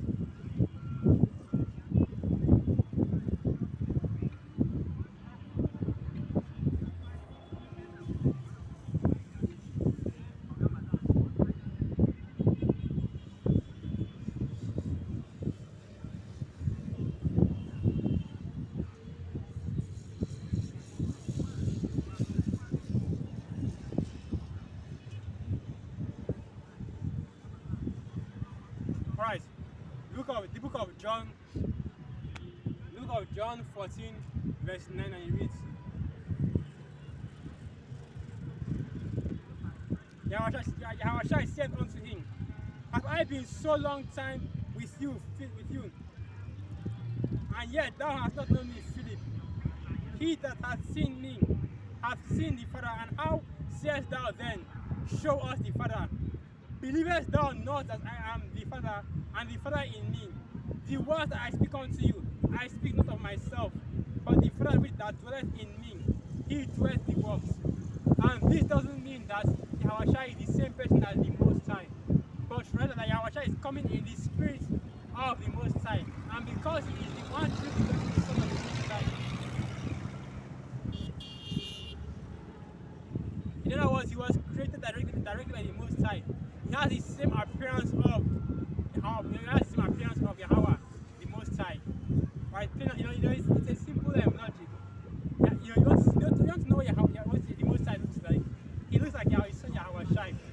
Right? But we already know that our eyes, okay, our mortal, wicked eyes can't see Yahushua. It's like I can't see the Most High Yahweh. We cannot look upon him with our eyes as we are. But who knows? Who knows how it will be in the kingdom, man? I can't say it almost certainty that in the kingdom every religion is going to see what the Most High looks like. I can't say that, but it is going to be what it is going to be. Alright, so yeah, that's yeah. Let me get back to that Hebrews 11.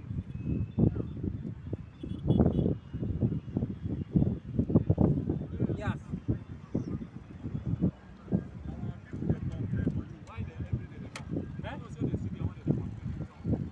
When? Our people are complaining, so why are saying Take picture.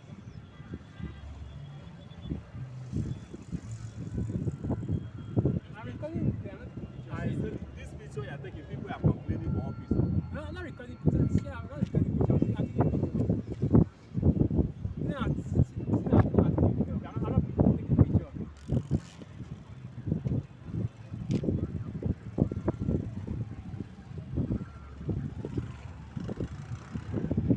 So okay, I want to turn the camera around.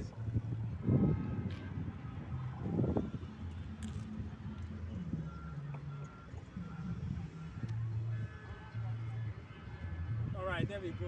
They are seeing as I'm taking pictures of the buildings that are in the offices. And this is how it is in this part of the world. This is how it is here in Nigeria. You can't go out to do this work anywhere because they said when you already take picture here, you can't put camera high here, you can't record video here, this one and that one and this one and that one. It's difficult to find a good place to just stay and do this work. So yeah, I'm just going to end it right there, I'm going to end it right here, finally hit the tower mark, all praises go here, honor unto Yahweh, Hashem, Yahushua, Hashem, Rachak. So let me end this right here, that's basically going to be it for this lesson. Alright, so we're going to be out here again, Lord willing, we're going to be out here again once again next week. So with that, let's give all praises, honor and glory unto Yahweh, Hashem, Yahushua, Hashem, Rachak, Wa Abad Papa, and for this, I'm really asking